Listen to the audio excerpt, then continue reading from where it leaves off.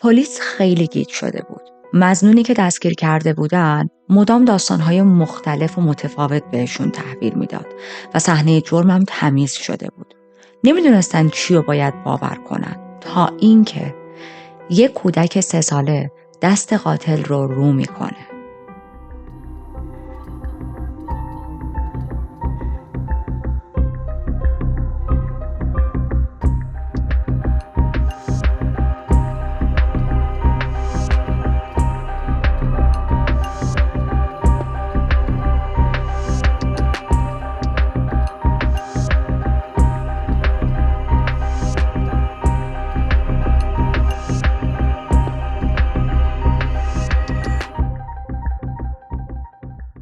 وقتتون بخیر. من ریتا هستم و توی این چنل پرونده‌های جنایی واقعی رو با هم بررسی می‌کنیم. اگر محتوای جنایی رو دوست دارید، از زیر همین ویدیو میتونید دکمه سابسکرایب رو بزنید و یادتون باشه که لایک باتن رو همین الان بزنید تا در انتهای پرونده فراموش نکنید. بریم سراغ کیس امروز. پرونده امروز پرونده جدیدیه و توی سال 2022 اتفاق میفته. اما طبق روال همیشگی این چنل، قبل از اینکه به دستگیری و اتفاقات مهمتر برسیم، شخصیت‌های اصلی پرونده رو با هم از ابتدای کودکی مرور می‌کنیم تا عمیق‌تر بتونیم ارتباط برقرار کنیم با داستان. یکی از شخصیت‌های اصلی امروزمون اسمش ابیگیل وایت هست. زمانی که این کیس داره اتفاق میفته، ابیگیل 24 سالشه، با یک پسری دوست بود به نام برادلی لوئیس. ابیگیل و براد ازدواج نکرده بودن، اما با همدیگه صاحب 3 فرزند بودن. اسم کاملش برادلیه اما مخففش براده و خیلی ها هم براد صداش میکردن. ممکنه من هم براد صداش کنم در طول پرونده، هم برادلی. ابیگیل یکی از مدل‌های معروف توی وبسایت اونلی فنز بود. من نمیدونم شماها چقدر با سایت اونلی فنز آشنا هستید. برای همین یک توضیح کوتاهی راجبش میدم. اونلی فنز یک وبسایتیه، تقریبا تو مایه‌های اینستاگرام. شما میتونید داخلش لایو بذارید، پست بذارید، استوری بذارید. اما یه آپشن دیگه هم داره.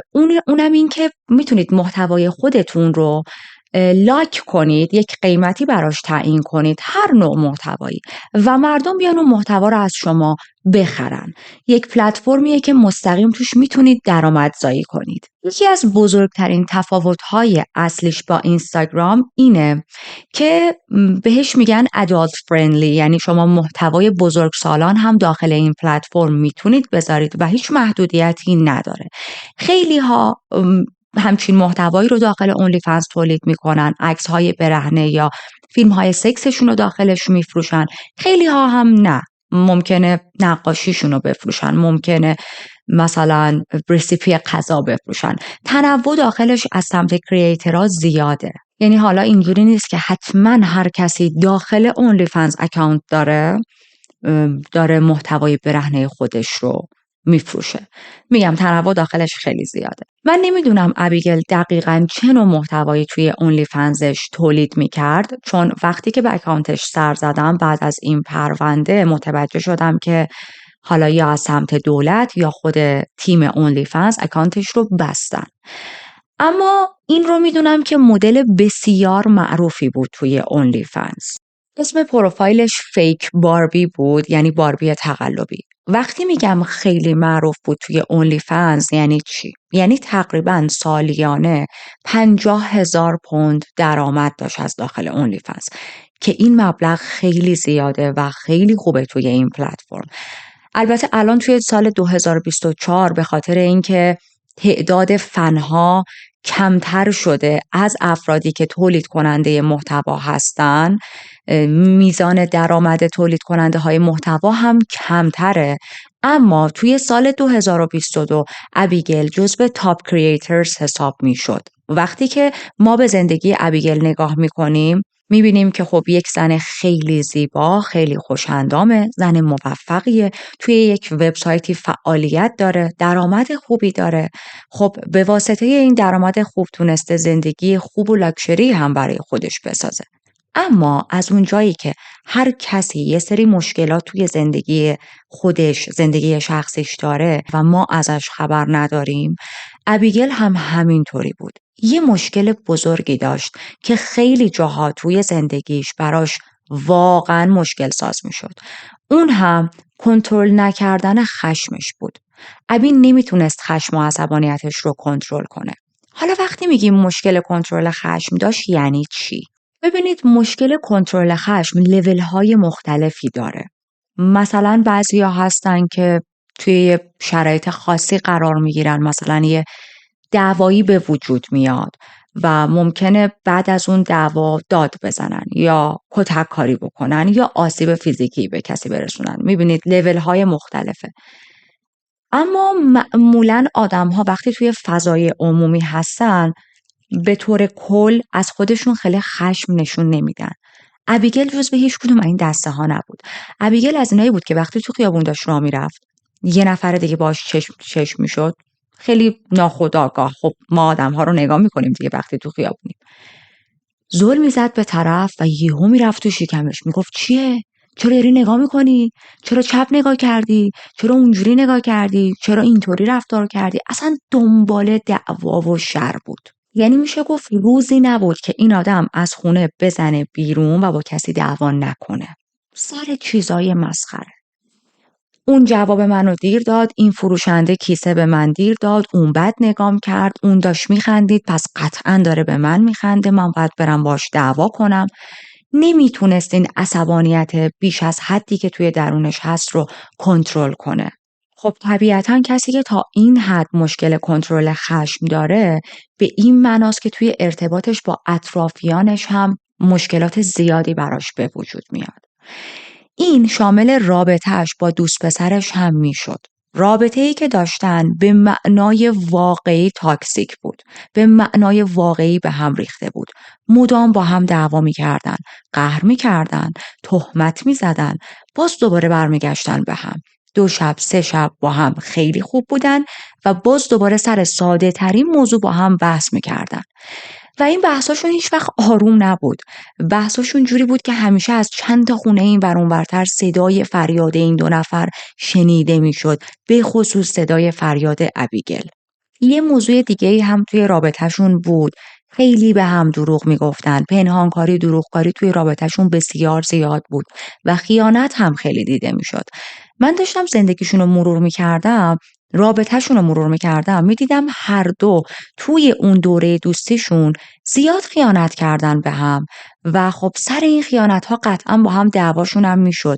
رابطهشون رو کات میکردن، باز دوباره بعد از این مدتی برمیگشتن به هم دیگه. خب ما گفتیم این 2 نفر با هم بچه هم داشتن دیگه. طبیعتاً یه همچین زوجی که این همه دعوا میکردن، این همه مشکلات توی زندگیشون داشتن، از سمت دولت، مددکارای اجتماعی بارها اومده بودن تا بچه‌ها رو ازشون بگیرن، اما هر بار تعهد میدادن، هر بار میگفتن ما سعی میکنیم حتما فضای خونه رو بهتر کنیم، سعی میکنیم مشکلات بینمون حل کنیم و به قول خودمون این مددکارای اجتماعی رو که خر میکردن، خرشون از پل میگذشت، دوباره برمیگشتن سر همون خونه اولشون، سر همون دعواهای همیشگی، سر همون مشکلات. حالا من کم کم میخوام براتون در طی پرونده این مسائل رو بیشتر باز کنم که چه چیزهایی بحث بین این 2 تا راه مینداخت، چه چیزهایی ابیگل رو از همه بیشتر ناراحت میکرد.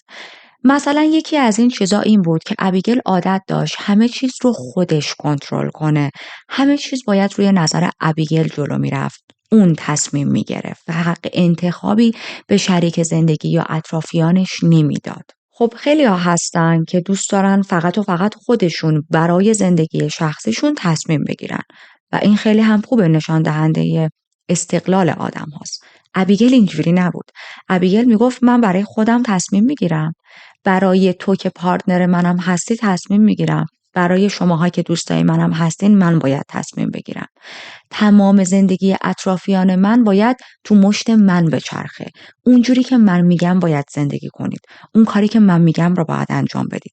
اون تصمیم هایی رو باید بگیرید که من دارم انتخاب میکنم. شما از خودتون حق انتخاب و تصمیم گیری ندارید. و اگر اطرافیانش، دوست پسرش قبول نمی‌کردن بر اساس میل ابیگل برن جلو، عصبانی میشد، خشمگین میشد و خیلی اوقات این خشمش رو به روش‌های بدی نشون میداد.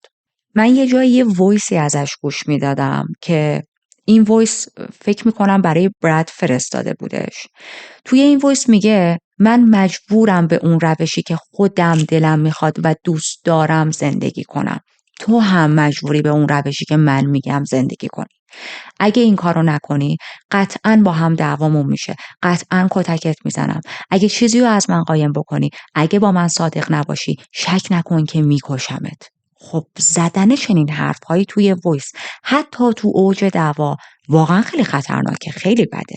یه دعوا مگه چقدر باید شدید باشه که آدم پارتنرش رو تهدید کنه به مرگ، که ببین تو اگه حرف منو گوش نکنی من میکشمت. حالا اصلا حرف من درست یا غلط، ولی اگر گوش نکنی جونت رو از دست میدی. این خیلی تاکسیکه دیگه. آخر و عاقبت این خشم شدیدش هم چیز خوبی نبود. بالاخره توی مارچ سال 2022 یه اتفاق خیلی بدی میفته. قبل از اینکه بریم تا بفهمیم توی مارچ 2022 چه اتفاقی افتاده، بریم تا با خود ابیگل بیشتر آشناشیم، ببینیم این آدم چه دوران کودکی داشته، چی بوده، کی بوده، چرا انقدر مشکل خشم داشت، چه چیزهایی توی زندگیش گذشت و در انتها چه اتفاقی قراره تو پرونده امروز بیفته.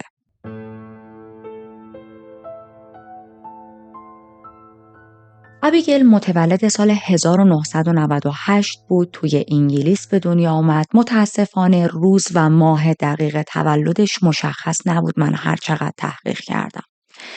از همون ابتدا توی دوران کودکیش زندگی و تجربه‌های خیلی بدی رو به دست میاره. از اونجایی که یادشه پدر و مادرش همیشه داشتن با هم دعوا میکردن و این دعواها در حد داد و بیداد یا شکستن لوازم توی خونه نمیمونه، بلکه تبدیل میشه به کتک خوردن مادرش توسط پدرش. این کتک ها انقدر زیاد میشه که چندین و چند بار مادر ابیگل نزدیک بود از حال بره. از یه جایی به بعد ابیگل چند بار دید که پدرش داره به زور تجاوز میکنه به مادرش و خب این خیلی میتونه ساید افکت بدی روی روان یک کودک داشته باشه. گفتیم پدرش مادرش رو زیاد کتک میزد دیگه. یه دونه از اون کتک کاریا انقدر شدید میشه که مادرش رسما تا مرگ میره و برمیگرده. میره بیمارستان بستری میشه و خوشبختانه جونش رو از دست نمیده. بعد از این اتفاق مادرش دیگه بر نمیگرده خونه و بالاخره درخواست طلاق میکنه. خب مدارک فیزیکی هم که وجود داشت، این آدم تا حد مرگ مادرش رو زده بود، یعنی پدر ابیگل، و این میشه که این دو نفر میافتن توی یک پروسه خیلی افتضاح و بد جدا شدن. اگر که ما بین پرونده صدای خور و پف چارلی داره میافته، کارش نمیشه کرد. دوستایی که از قدیم با من همراهن میدونن اولویت ما در این چنل آقای چارلیه. anyway برگردیم به داستان. ابیگل وقتی این صحنه ها رو میدید، وقتی این خشونت های پدرش رو روی مادرش میدید، کتک زدن ها رو، تجاوز ها رو، از همون دوران خیلی خیلی کوچیکی فقط یه چیز توی ذهنش بود. اونم این که من وقتی بزرگ شم اجازه نمیدم هیچ مردی با من اینجوری رفتار کنه. اجازه نمیدم هیچ مردی دستش رو روی من بلند کنه. اجازه نمیدم هیچ مردی وارد زندگیم بشه و اینجوری به من زور بگه. این شد الگو برای ابیگل. بالاخره مادر و پدرش از هم جدا میشن بعد از یک پروسه خیلی سخت. بهتون گفتم دیگه، حالا خیلی وارد اون جزئیات نمیشم. و مادرش یک مدت بعد با یک مرد دیگه ای آشنا میشه. حضانت ابیگل هم با مادرش بود، به خاطر اینکه پدرش یک آدم خیلی مشکل دار بود و خب اصلا امن نبود که ابیگل رو بخواد نگه داره. مادرش با یک آقای دیگه ای آشنا میشه، بعد از چند وقت با همدیگه صاحب یک فرزندی میشن و وقتی اون فرزند به دنیا میاد، الان دیگه ابیگل یه مقدار بزرگتر شده، نزدیک سنین نوجوانیشه دیگه، بین کودکی نوجوانی دیگه خردسال نیست و ناپدری شروع میکنه تعرض کردن به ابیگل. این تعرض‌ها رفته رفته بیشتر هم میشه. ابتدا با لمس کردن ابیگل این تعرض‌ها شروع میشد. لمسش میکرد، حرفای جنسیتی بهش میزد و همینجا نمیمونه. لمس کردنها در حد اینکه بدنش رو، دستش رو، پاش رو خیلی جنسی لمس میکرد با یه حالت خیلی بدی. تبدیل میشه به دست زدن به اندام جنسی ابیگل و این دست زدن به اندام جنسی ابیگل تبدیل میشه به تجاوز. ابیگل رو خیلی میترسوند که به هیچ کس حق نداره این حرفا رو بزنی. حتی به مادرت. این یه رابطه‌ایه که هر پدری باید با دخترش داشته باشه. میدونم که تعریف کردن این چیزا واقعا خیلی سیکه و حال ما رو بد میکنه، اما به نظرم خوبه که این چیزها رو بشنویم، آگاه باشیم، به خصوص اگر فرزند دارید و از همون دوران کودکی به فرزندانتون آموزش بدید که یک سری از کارها بین هیچ فردی با فرد دیگه توی سن شما که کودکی نرمال نیست. من برای همین گاهی اوقات این دیتیلز رو با جزئیات این چیزها رو در اختیار شما قرار میدم. anyway، ناپدری ابیگل بهش این حرفا رو میزد، میگفت که این چیزها رو نباید به هیچکی بگی. پدرهای خوب با بچه هاشون این کارها رو میکنن و خب ابیگل همیش تجربه جنسی نداشت، واقعا کودک بود، نمیدونستش که آیا این آدم داره درست میگه یا نه. به علاوه این که فراموش نکنید ابیگل از یک خانواده بسیار آسیب دیده اومده بیرون و نمیتونه درست و غلط رو از هم تشخیص بده. میدونست این کار خیلی داره اذیتش میکنه، میدونست این تجاوزها داره واقعا فشار بهش وارد میکنه، اما نمیدونست باید چجوری درخواست کمک کنه. میدونید ابیگل یه حالتی بود که نمیدونست آیا واقعا تمام مردها این کارها رو با کودکان انجام میدن یا اینها بخشی از آزار و اذیت‌های جنسیه. نمیتونست این رو تشخیص بده. هر از گاهی هم مخالفتش رو نشون میداد، میخواست فرار کنه از دست این آدم کثافت، اما خب اول از همه این که زور ناپدریش بیشتر بود، دستشو میگرفت، نمیذاش فرار کنه. بعدم این که خیلی تهدیدش میکرد، میگو ببین اگر نذاری من این کارا رو با تو انجام بدم یا بری به یکی دیگه بگی یه بلایی سرت میارم، سر مادرت یه بلایی میارم که همیشه پشیمونیش تو زندگیت بمونه. در نهایت خوشبختانه سوشیال سرویس میفهمه که این کودک تحت خشونت خانگی قرار گرفته، داره تجاوز بهش صورت میگیره و میان حضانت ابیگل رو از مادر و ناپدریش برمیدارن. الان ابیگل رفته توی پرورشگاه و حداقل این که از دست این تجاوزها راحت شده، اما به این معنا نیست که دیگه از اینجا به بعد میتونه مسیر خوبی رو طی کنه. ابیگل تبدیل شده بود به یک دختری که بسیار مشکلات رفتاری مختلف داشت. عصبانیتش رو نمیتونست کنترل کنه، درس خوندن رو دوست نداشت، با همه دعوا میکرد، حرف افرادی که سرپرستش بودن، معلمش بودن توی اون پرورشگاه رو گوش نمیداد، مدام با دانش آموزای دیگه دعوا میکرد. یعنی اصلا روزی نبود که ابیگل دم دفتر مدیریت اون مدرسه نباشه. خیلی شلخته بود، خیلی هپلی بود و اونطوری هم نبودش که کسی هم اینا رو به روش نیاره. خیلی تلاش میکردن که اصلاحش کنن، تلاش میکردن توی اون پرورشگاه بهش بگن تو نباید اینجوری باشی، نباید اینجوری رفتار کنی و بعد از اینکه یه ذره سفت و سخت میگرفتن تا یه مدت ابیگل رفتارش رو درست میکرد، اما باز دوباره برمیگشت سر خونه اولش. انقدر این رفتاراش غیر قابل کنترل بود که در نهایت از اون مدرسه اخراجش میکنن. اخراج میشه، میفرستنش یه مدرسه‌ای که من نمیدونم معادلش رو داریم توی ایران یا نه. من یه مقدار توضیحش میدم. مدرسه‌ای که مخصوص بچه‌های مشکل داره، بچه‌هایی که خیلی الگوهای رفتاری غلط دارن، زیاد از حد شر و شیطونن و نه از اون شر و شیطون بودنهای خوب، شیطنت‌های خیلی بد، شیطنت‌هایی که مشکل به وجود میاره، دعواهایی میکنن که آسیب میزنه به بقیه دانش آموزها، قلدری انجام میدن. توی این مدرسه در کنار درسی که میخونن آموزش هم میبینن که رفتارشون رو اصلاح کنن. یعنی بیس اصلی اون مدرسه کار کردن روی رفتارهای غلط این دانش آموزاست، نه یه جورایی درس خوندن. توی اون مدرسه ابیگل مورد بررسی چند تا روانشناس قرار میگیره و میفهمن که ابیگل طبیعتاً مشکل کنترل خشم داره، انگر ایشو داره، نمیتونه عصبانیتش رو کنترل کنه. اما در کنار این مشکل کنترل خشم، ابیگل یه چیز دیگه هم داشت.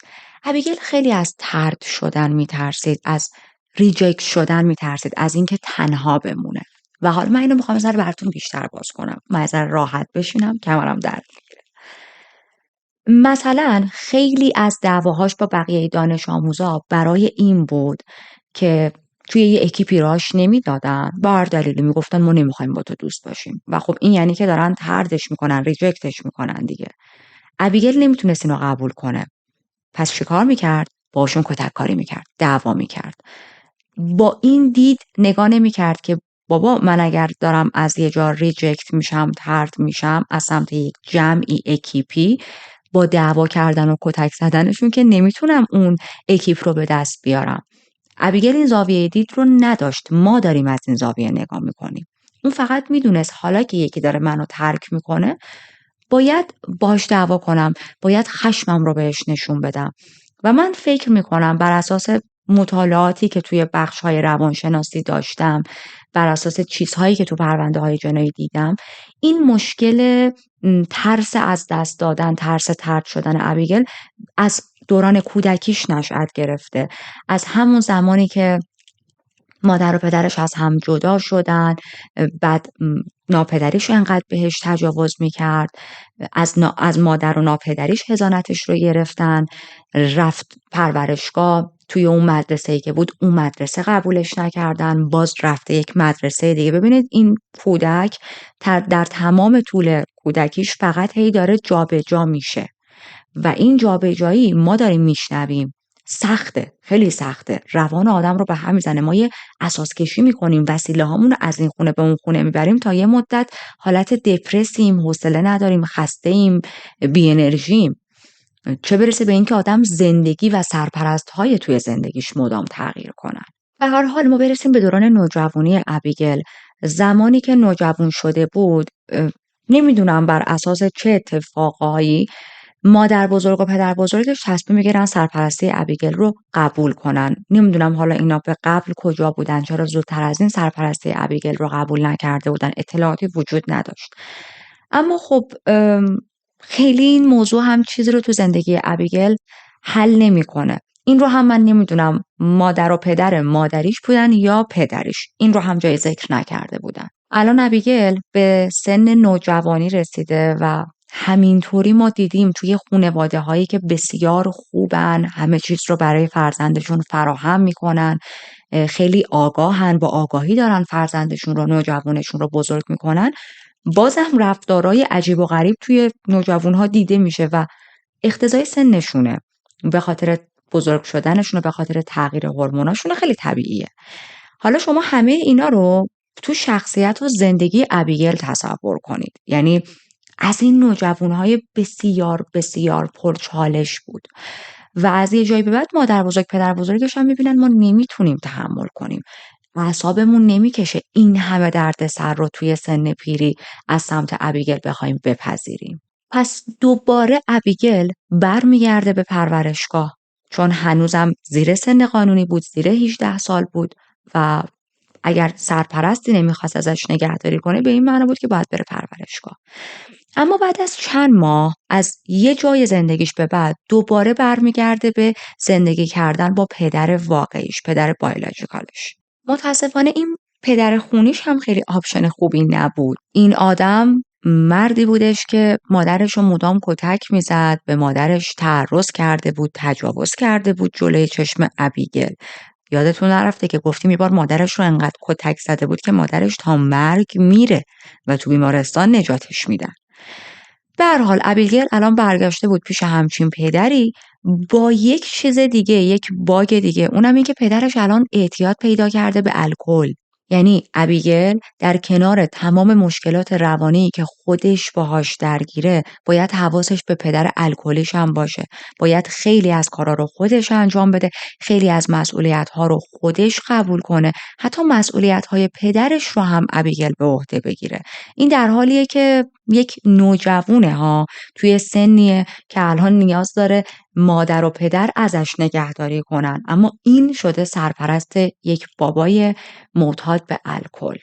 این زندگی کردن با پدر الکلی یک بدی دیگه هم توی زندگی ابیگل داشت. ابیگل به مرور میدید که پدرش همیشه مشروب دستشه. همیشه یه مشروب کنارشه، یا خوابه یا مسته، و اصلا مشروب بخش جدا نشدنیه توی خونه اینا. این میشه که ابیگل هم به مرور زمان شروع میکنه به مشروب خوردن. مشروب میخوره خیلی زیاد، خیلی زیاد. و شما الان ابیگل رو تصور کنید در حالی که 13-14 سالشه، اون هم درگیر اعتیاد به الکل شده و خوردن مشروبی یا مصرف مواد مخدر توی سنینی که خیلی پایین سنین نوجوانی بسیار تاثیر مخرب تری داره تا یه آدمی که 20 خورده ای سالشه، 30 خورده ای سالشه درگیر حالا چنین اعتیادهایی بشه. وقتی میگم این مشروب از دست ابیگل نمیافتاد درست مثل پدرش، یعنی چی؟ یعنی با هر وعده غذایی مشروب میخوردن، پا به پای باباش مشروب میخورد. حالا اون یه مرد 40 خورده ای 50 خورده ای سال است و ابیگل یه دختر نوجوان. قطعا توانایی های بدنیشون با هم فرق داره به خاطر سنشون. به هر حال چندین و چند بار مراجعه میکنه به مرکزهای مختلف برای روانکاوی، میره سراغ تراپیست‌های مختلف، اما خیلی نتیجه نمیگیره. چیزی که تمام تراپیست‌ها بهش میگفتن این بودش که ابی خیلی افسرده بود و واقعا داشت با افسردگی دست و پنجه نرم میکرد. خیلی تلاش داشت که مبارزه کنه، اما در نهایت تراپی ها رو هم ادامه نمیداد، رها میکرد و باز دوباره برمیگشت سر خونه اولش، سر همون اعتیادش به الکل، سر همون رفتارهای خیلی غلط. یه چند سال بیایم جلوتر و ابیگیل رو میبینیم الان اعتیاد به الکلش یه طرف، شروع کرده به مصرف کوکائین و خیلی توی مصرف کوکائین داره غرق میشه. مصرف کوکائینش هم مثل الکل، یا بهتر بگم در کنار الکل، روزانه بود. ابی خودش میگفت وقتی که کوکائین مصرف میکنم به من یک اعتماد به نفس زیادی میده، اعتماد به نفسی که من هیچ وقت توی زندگیم نداشتم. به من یک حس شادی میده، باز دوباره شادی که من هیچ وقت تو زندگیم نتونستم احساس کنم. حتی 2 بار ابیگل تلاش میکنه برای خودکشی، اما موفق نمیشه. ابیگل الان 15 سالش شده و مثل خیلی از نوجوانهای دیگه تا 15 سالگیش با آدمهای مختلف آشنا میشه، روابط گذرا، سطحی. اما یه جایی با یک پسر 15 ساله همسن خودش آشنا میشه و خیلی رابطه خوبی بود بینشون. بعد از آشنایی با این پسر یه جورایی همه چیز براش تغییرات خوب به وجود میاره. اسم این پسر رو من نمیدونم، خیلی تحقیق کردم، ذکر نکرده بودن توی منابع. 7 ماه با هم دوست میمونن، رابطهشون خیلی طولانی مدت نبود، بعد 7 ماه تموم میشه. اما خود ابیگل میگه من توی این 7 ماه ارتباطم با این پسر واقعا آرامش و شادی رو تونستم حس کنم. مصرف مواد مخدرم کمتر شد، مصرف الکلم خیلی کمتر شد و جوری بودم که بدون کشیدن مواد مخدر و خوردن الکل هم خوشحال بودم توی رابطه با این آدم. همونطوری که گفتم به دلایلی که مشخص نیست این رابطه تموم میشه. ابیگل الان 16 سالش شده، خیلی ناراحته از این که این رابطه ادامه پیدا نکرده و مجدد برمیگرده به مصرف مواد مخدر و الکل. توی همون سن 16 سالگی با یک آقای آشنا میشه که 30 سالش بود. خب تفاوت سنی رو میبینید چقدر زیاده. اینجوری هم نبود که ابیگل به این آقا سنش رو دروغ گفته باشه، نه، گفته بود که من 16 سالمه. همینطور این آقا میدونست که ابیگل چه مشکلاتی داره و خب قشنگ داشت از ابیگل سوء استفاده میکرد دیگه. میدید ابیگل یه دختریه که راحت میتونه مغزش رو دستکاری کنه، حالا به خاطر خیلی از مشکلاتی که توی زندگیش داشته. و چرا که نه، خیلی از مردا لذت میبرن از دخترای کم سن و سال که باشون تو رابطه برن، مخصوصا دخترهای کم سن و سالی که مشکلات زیادی هم توی زندگیشون دارن. چرا؟ چون دستکاری کردن ذهن این دخترها براشون خیلی راحت تر از اینه که برن با یک زنی که هم سن و سال خودشونه وارد رابطه شن. اواسط همین رابطه بود با این آقا که مجدد از پرورشگاه میان حضانت ابیگل رو از پدرش میگیرن. دلیلش رو میدونیم دیگه، چون پدرش یک آدمیه که درگیر اعتیاده و قطعا نمیتونه سرپرست خوبی برای ابیگل باشه. باز دوباره ابیگل میره پرورشگاه و به واسطه رفتن توی پرورشگاه ارتباطش هم با این آقای پدوفایل میشه گفت قطع میشه. اما توی پرورشگاه که بود چند بار فرصت این رو به دست میاره که خانواده‌های مختلف بیان و حضانتش رو بگیرن. میان ابیگل رو نگاه میکنن، میپسندن، پروفایلش رو میبینن، قبولش میکنن که یه مدت آزمایشی باشون زندگی کنه و اون تایم آزمایشی که تموم میشد میگفتن نه، ما متاسفانه نمیتونیم ابیگل رو به عنوان فرزندمون قبول کنیم. چرا؟ چون ابیگل هنوز اون الگوهای رفتاری خیلی غلط رو داشت و خب هیچکس حوصله این رو نداره که یک بچه‌ای که اینقدر رفتارش ایراد داره رو بیاره از ابتدا بخواد زیر پر و بال خودش بگیره و درستش کنه. پس اینطوری بود که ابیگل تا زمانی که 18 سالش بشه چندین و چند بار چانس این رو پیدا میکنه که بره وارد خانواده‌های دیگه بشه، اما هر بار ردش میکنن.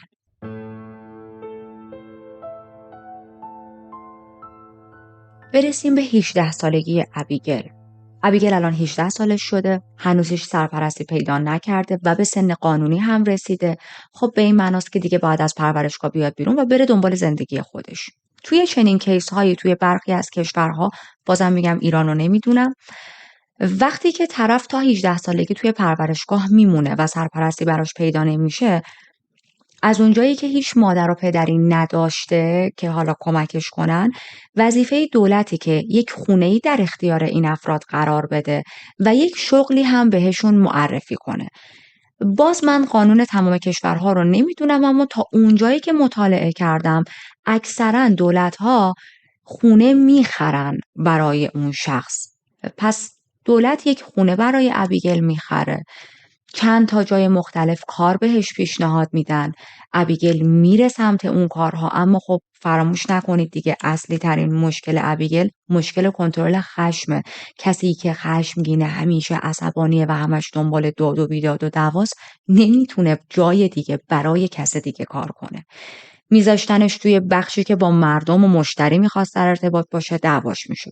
میذاشتنش مثلا بخش انبارداری و اون تهمه ها که اصلا مشتری رو نبینه با بقیه کارکنا دعواش میشد. اما در کنار تمام این مشکل ها الان یه اتفاق خوب توی زندگی ابیگل افتاده. اونم این که بالاخره بعد از 18 سال این خونه اون خونه شدن، تجاوز شدن بهش، تحت سلطه و ظلم دیگران قرار گرفتن، صاحب خونه شده. یک سقفی از خودش داره، یه خونه از خودش داره و میتونه واسه اولین بار آرامش رو بچشه تو زندگیش.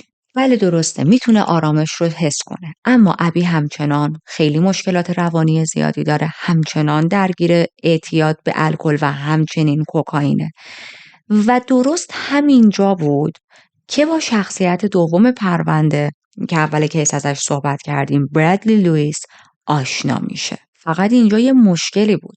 ابیگل 18 سالشه، برادلی 15 سالشه. ابیگل و برادلی از قبل همو میشناختن، با هم توی یک مدرسه یکسان میرفتن، اما به خاطر تغییرات خیلی زیادی که توی زندگی ابیگل به وجود اومده بود و بالا پایین خیلی داشت، اونقدر با هم صمیمی نشده بودن، در حد 2 دوست که دورا دور همو میشناختن بودن. اما الان توی این دوره از زندگیشون خیلی با هم صمیمی میشن. یکم میخوام شخصیت برادلی رو براتون توضیح بدم. براد به عنوان یک آدم خیلی فرندلی، آدم خیلی خوش برخورد توصیف شده. از این شخصیت هایی که همیشه دوست داشت به بقیه کمک کنه، دلش میخواست آدم‌های زیادی دور و برش باشه، دلش برای آدم‌ها میسوخت. میدونید از این شخصیت‌هایی که حتی خیلی وقتا بیش از حد برای بقیه دلسوزی میکرد. اصلی ترین علاقش توی زندگیش فوتبال بود، یعنی تمام مدت دوست داشت وقتش رو یا برای تماشای فوتبال بذاره یا برای بازی کردن توی تیم‌های فوتبال. اوایل رابطه‌شون خیلی خوب پیش میره، به خصوص برای ابیگل. ابیگلی که تا اون لحظه فقط داشت سوء استفاده رو تجربه میکرد، با ظلم و خشم و ستمی که دیگران بهش میکردن همش روبرو بود، مجبور بود هی لوکیشن عوض کنه. الان وارد یک رابطه امن شده بود با یک پسری که خیلی دوستش داره، اون پسر هم اونو خیلی دوست داره و اینجوری بود که هر دقیقه‌شون رو با هم میگذروندن. این رابطه گرم و صمیمی جوری صمیمی بود که تا سن 23 سالگی ابیگل 3 تا بچه با برادلی به دنیا میارن. اسم بچه‌ها ذکر نشده، سنشون ذکر نشده، برای همین من نمیدونم که دقیقاً چه دوره‌ای این 3 تا بچه به دنیا میان، اما خب چیزی که ما میدونیم از 18 سالگی تا 23 سالگی ابیگل و براد 3 تا بچه به دنیا آوردن. هنوزم با هم ازدواج نکردن اما دارن کامل با هم توی همون خونه زندگی میکنن. توی این دوره ابیگل 23 سالشه، براد 21 ساله است و 3 تا بچه دارن. این رو میخوام فراموش نکنید که بچه دار شدن توی سن پایین، اونم 3 تا بچه، واقعا مسئولیت سنگینیه. وقتی که شما هیچ اطلاعاتی در رابطه با بچه دار شدن نداشته باشید، هیچ تجربه‌ای نداشته باشید، خیلی ریسکه. به هر حال اتفاقی بود که تو زندگی این 2 نفر افتاده بود. میدونید منظورم اینه این 2 نفر هنوز خودشون بچه‌ن. 21 سال و 22 سال و اینا سنی نیست برای داشتن 3 تا بچه. هیچکس تو زندگی ابیگل نبود که بهش یاد بده درست و غلط چیه. اون چیزایی هم که توی پرورشگاه بهش یاد میدادن که به درد خودشون میخورد. تو پرورشگاه که مثل مادر و پدر اصلی آدم بر آدم دل نمیسوزونن. anyway گفتیم که الان 3 تا بچه دارن. براد مشغول به کار بود، سر کار میرفت، اما ابیگل خونه بود. یک مادری بود که شغلش خانه‌داری بود. از یه جایی به بعد میبینن که هزینه‌های زندگیشون زیاد شده و برادلی به تنهایی نمیتونه خرج 5 تا آدم رو بده. کودک‌ها هم خیلی مخارجشون بالاست. ابیگل تصمیم میگیره که خودش مشغول به کار شه. برادلی بهش میگه خب برو چند تا جای مختلف اپلای کن برای شغل، ببین که کی بهت شغل میده. اما ما شخصیت ابیگل رو میشناسیم. ابیگل اصلا آدمی نیست که بتونه برای کسی کار کنه، با کسی کار کنه. اولین روزو به سلامت بگذرونه، روز دوم بلا استثناء اخراج شده به خاطر مشکلات رفتاری که داره. خیلی تو فکر این میفته که من توی خونه یه کاری انجام بدم، همینطوری که پیش بچه‌هام هستم و دارم ازشون مراقبت میکنم، کارم شغلم هم از داخل خونه باشه. اون زمان اسم اونلی فنز خیلی همه جا پیچیده بود.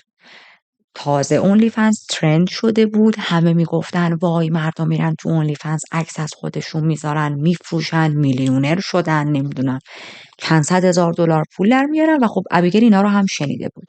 اینجوری میشه که تصمیم میگیره وارد اونلی فنز یه اکانتی بسازه و حالا هر چه باد، حالا یا کارش میگیره یا نمیگیره. همونطوری که گفتم خوبی کار کردن توی اونلی فنز این بود که مجبور نبود خونه رو ترک کنه و در کنار بچه‌هاش میتونست کار هم بکنه، درآمدزایی هم داشته باشه، از بچه‌هاش هم مراقبت کنه و حتی تایم‌های شخصی خودش رو هم داشته باشه. anyway وارد اونلی فنز میشه، اکانت درست میکنه، وریفیکیشن انجام میده، اسم اکانتش رو میذاره فیک باربی که اول پرونده بهتون گفتم و به طرز خیلی باور نکردنی برای خود ابیگل میگم باور نکردنی، چون اصلا فکرشو نمیکرد این کار، این شغل، باز کردن یک اکانتی توی اونلی فنز انقدر براش خوب پیش بره. یک عالمه سابسکرایبرز میتونه جمع کنه و توی ماه اول چندین هزار پوند درآمدزایی میکنه. خب این خیلی عالی بود. جوری جلو میره کارش که توی اونلی فنز سال اول 50,000 پوند پول در میاره.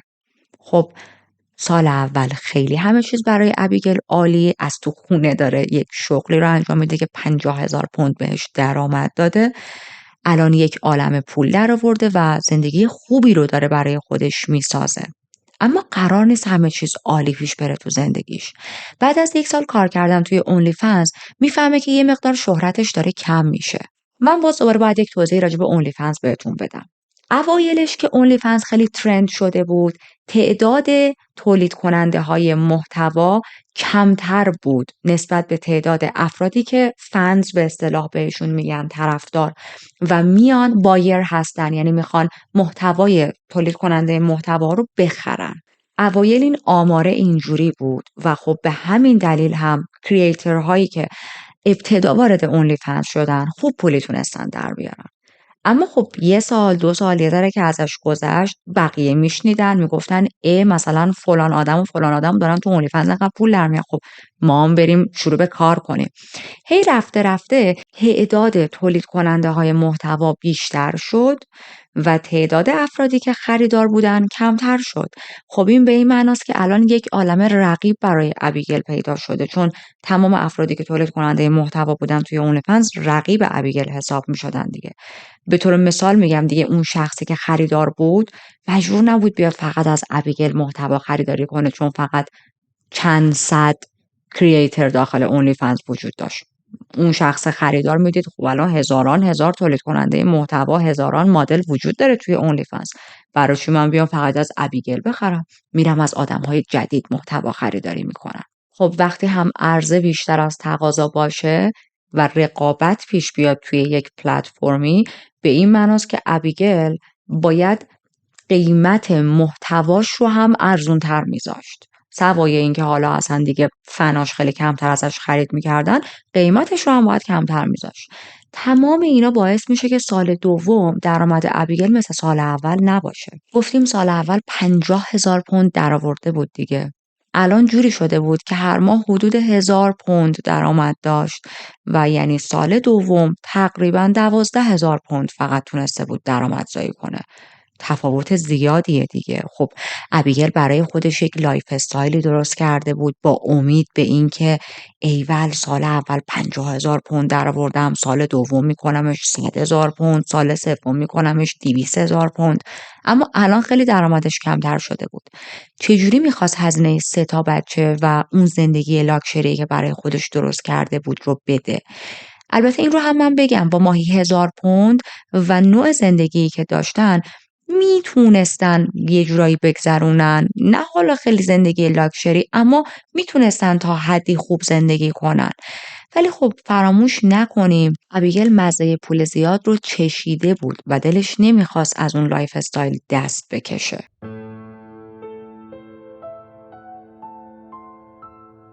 در کنار این مشکلاتی که ابیگل داره با کارش، با درآمدش، و مشکلاتی که خودش داره، شخص خودش داره، اون مشکلات روانی که درگیرشونه، کم کم مشکلاتش با برادلی هم آغاز میشه.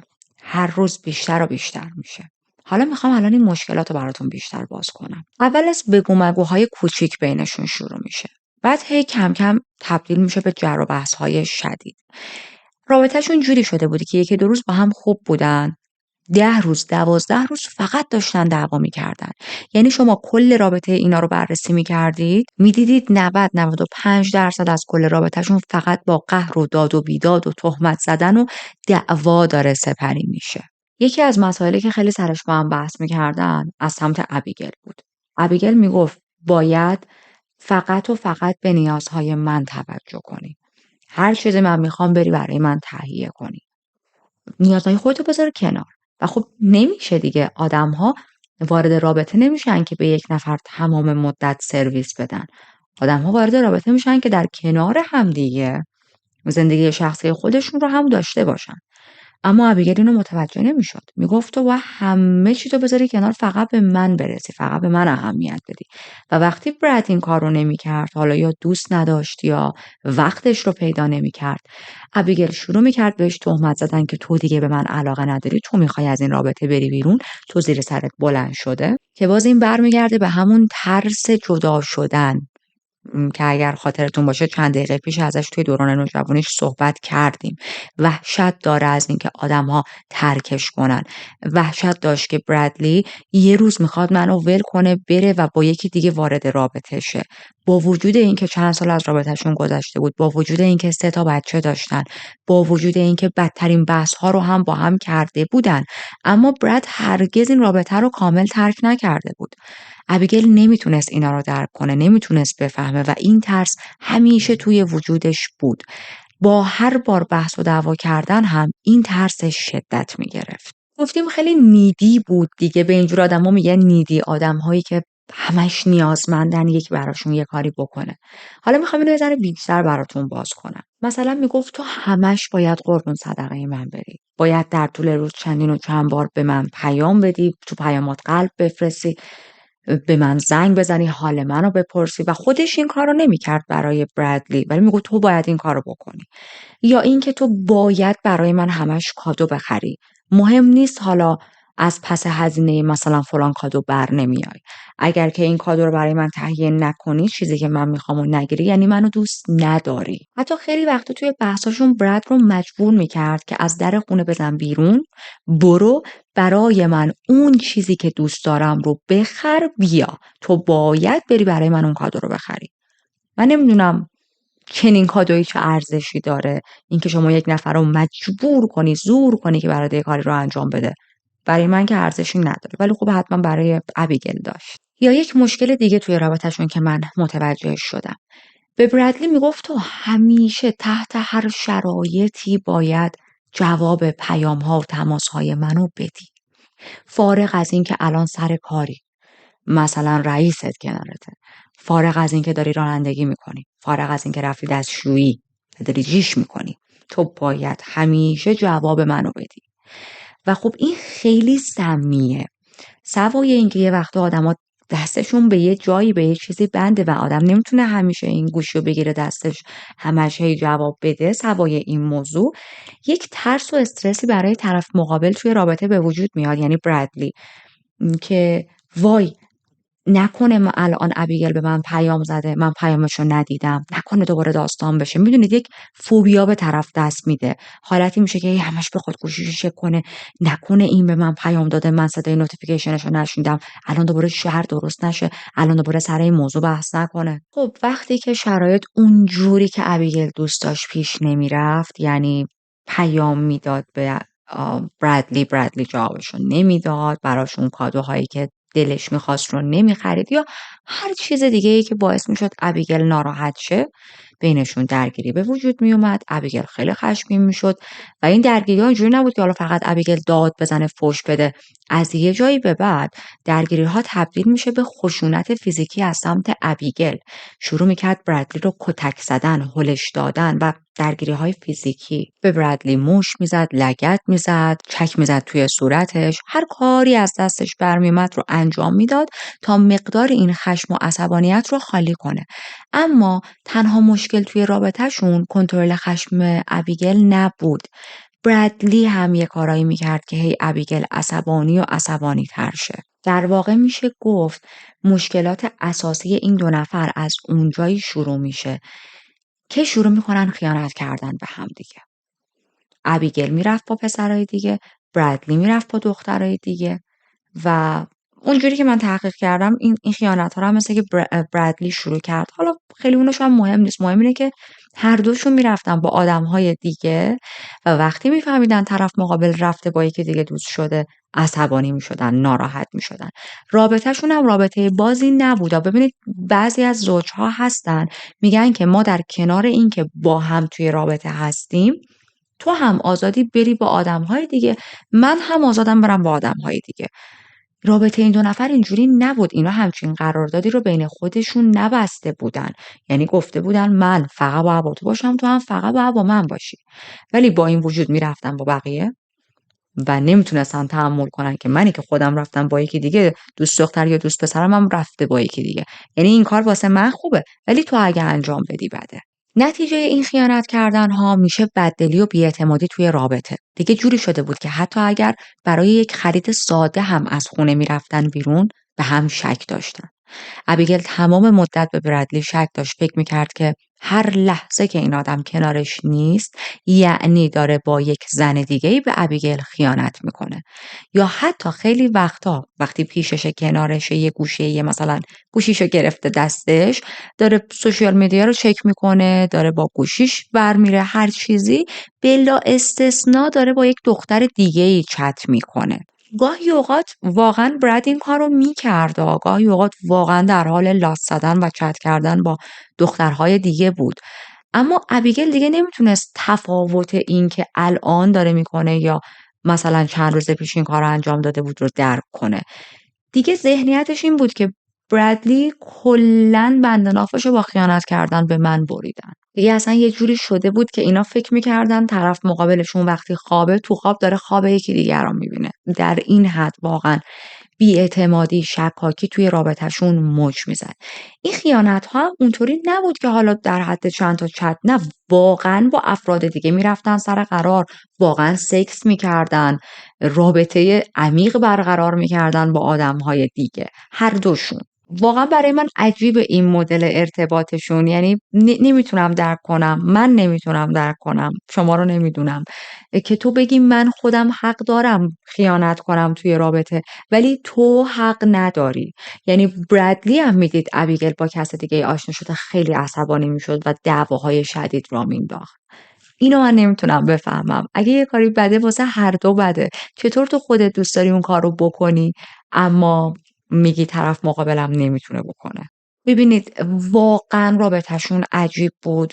الکی نمیگم عجیب، من روابط عجیب تو کیسا زیاد میبینم اما این رابطه خیلی عجیب بود. مثلا این دو نفر با خیانت کردن هم مشکل داشتن اما از یه جایی به بعد تصمیم میگیرن فورسام توی رابطهشون بیارن، یعنی سکسی که 4 نفر خودشون دوتا با 2 نفر دیگه سکس کنن و این کار رو هم میکردن.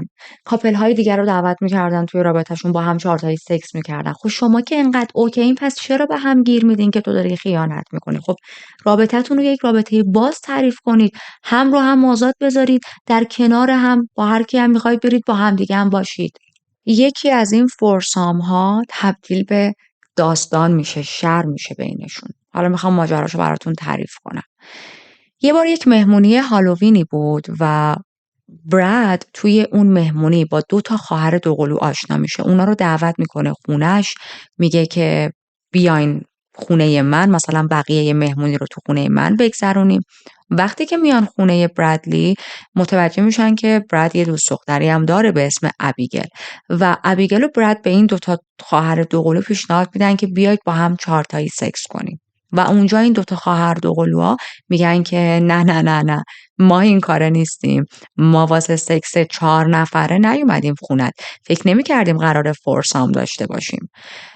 و میرن خونه خودشون. اما بعد از چند ساعت یکی از این خواهر دوقلوها به براد تکست میزنه، باهاش تماس میگیره و میگه که بیا خونه من، به من دلم نمیخواست با تو و دوست دخترت و خواهر خودم 4 تایی سکس داشته باشیم ولی دوست دارم که با تو سکس داشته باشم.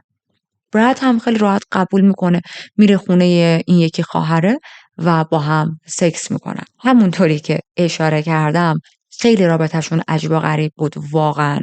یه بعدهای خاص خودش رو داشت روابطشون که من اصلا نمیخوام جاجشون کنم. اصلا آدم ها روابط متنوعی دارن اما درک کردن این مدل رفتار، این همه تناقض واسه من سخته. این خیانت کردن ها یه گندی هم به بالا میاره.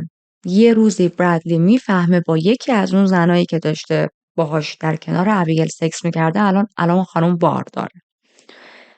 خیلی میترسه، میره با اون خانم صحبت میکنه، بهش میگه که لطفاً بچه رو بیا از بین ببریم، سقط جنین انجام بدیم. اما اون خانم میگه نه، به تو ربطی نداره، بدن خودمه، من دوست دارم بچم رو نگه دارم. برادلی بهش میگه آخه ببین من با یه کسی توی رابطه هم، من یه دوست دختره به قول خودمون فابریک دارم، 3 تا بچه با هم داریم. و اون خانم میگه به من ربطی نداره، این بچه بخشیش هم مال من، بچه منه، تو اگر دلت نمیخواد به عنوان پدر مسئولیتشو به عهده بگیری نگیر، اما منو نمیتونی مجبور کنی بچه رو از بین ببرم. این میشه که گند این موضوع پیش ابیگل در میاد. ابیگل رو الان میتونید عصبانیت و خشمش رو تصور کنید دیگه. ابیگلی که واسه یه دونه مثلا ایموجی قلب نفرستادن تا چند روز با برادلی دعوا میکنه، الان دیگه چقدر عصبانیه. الان برادلی 3 تا بچه با ابیگل داره، یه بچه دیگه هم با یک زن دیگه ای داره که خیلی به سختی میشناستش، چند وقته با هم آشنا شدن. ابیگل خیلی فشار میاره به برادلی که باید یه کاری کنی این زن بچه رو از بین ببره، اما همونطوری که گفتم بدن خودش بود، دوست داشت بچه رو نگه داره. پس ابیگل فشارش رو جور دیگه‌ای به براد وارد میکنه، میگه بذار پای خانواده ها رو بکشم وسط. میره با مادر برادلی صحبت میکنه، بهش میگه ببین تو بیا با پسرت حرف بزن، این که حرف منو نمیفهمه، تو قانعش کن. اما موضوع اینه مادر برادلی اصلا از ابیگل خوشش نمیومد. میگه من کلا با تو مشکل دارم، حالا بیا مشکلات بینتون رو حل کن. دلیل اصلیش هم این بود که خب مادر برادلی میدید ابیگل خیلی زن کنترلگریه، خیلی زن خشمگینیه، خیلی رفتارهای غلط و سمی داره و از ابتدا مخالف این بود که پسرش بره با ابیگل زندگی کنه. پسرش هم خیلی سن و سالش کم بود دیگه، برادلی 15-16 ساله بود با ابیگل آشنا شد و تصمیم گرفتن با هم همخونه‌شن. مادر برادلی مخالف تمام این چیزا بود. ولی هرچی به برادلی میگفت که ببین این دختر مناسب تو نیست، نباید با هم زندگی کنید، برادلی اصلا گوشش شنوا نبود. 3 تا بچه هم داشت با ابیگل و همچنان هم توی اون رابطه مونده بود. حالا ابیگل الان رفته بود پیش این مادر و داشت بهش میگفت بیا به پسرت بگو مثلا فلان کارو نکنه. مادرش دست رد میزنه بهش، میگه به من اصلا ربطی نداره پسر من چی کار میکنه و شما برید مشکلاتتون رو خودتون حل کنید، من با خودتون مشکل دارم، چی میگی تو؟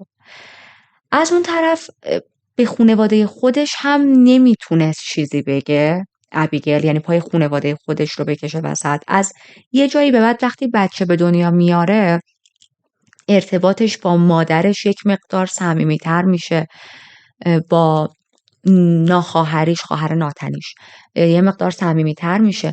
اما خب با اونها هم نمیتونست این موضوع رو در میون بذاره. چرا؟ چون برادلی هم تپه سالم نذاشته بود، باقی نذاشته بود پیش خانواده ابیگل. خانواده ابیگل هم از برادلی بدشون میومد، چون یه بار برادلی در حال سکستینگ کردن با خواهر ابیگل بود. سکستینگ همون سکس چت، داشت سکس چت میکرد و مچ اینا رو میگیرن. خب این خیلی برای خانواده ابیگل بد بود. میگفتن دوست پسر تو در حالی که 3 تا بچه دارین داشته با خواهر ناتنی تو سکستینگ میکرده، این چه آدمیه تو انتخاب کردی تو زندگی؟ میخوام بگم خانواده هاشون از پارتنرهایی که اینا انتخاب کرده بودن متنفر بودن، برای همین از سمت خانواده ها هم نتیجه ای نمیتونن بگیرن. یه بار یکی از بحثاشون در رابطه با همین بچه 4م برادلی انقدر شدید میشه که ابیگل با یک شیء تیزی، حالا مشخص نیست چاقو بود، قیچی بود، چی بود، به هر حال با یک چیز تیزی، یک خراش خیلی گنده روی پای براد به وجود میاره. یعنی با این شیء تیز حمله کرده بود به براد دیگه. حالا معلوم نیست میخواست به کجاش ضربه بزنه که در نهایت منجر میشه به یک زخم عمیق روی پای براد. خوشبختانه براد آسیب خیلی جدی نمیبینه، در حد چند تا بخیه خوردن بود پاش. اما خب شما میزان خشونت رو توی این رابطه ببینید. به خاطر تمام این مشکلاتی که تا اینجا توی رابطهشون بیان کردیم، ابیگل جوری شده که 0 تا 100 عصبانیتش خیلی تایمش کمتر شده، خیلی سریع عصبانی میشه و داره رسما خشونت فیزیکی خطر نشون میده و به نظر من خیلی این موضوع قابل اهمیته. یه حالتیه که انگار برادلی جونشو گذاشته کف دستش و داره توی این رابطه راه میره. هر باری که ابیگل عصبانی میشه ممکنه یک آسیب خیلی بدی به برادلی وارد کنه. یادتونه اول پرونده بهتون گفتم ابیگل فقط با برادلی اینجوری نبود، با تمام آدمهای دور و بر و اطرافش همینقدر خشمگین رفتار میکرد. اینو میخوام بیشتر براتون باز کنم. مثلا میخواست یه جا پارک کنه، سر پارکینگ بلا استثنا با اطرافیان دعوا میکرد. رفته بود توی یک فروشگاه خرید کنه، سر کوچکترین چیزا دعوا میکرد.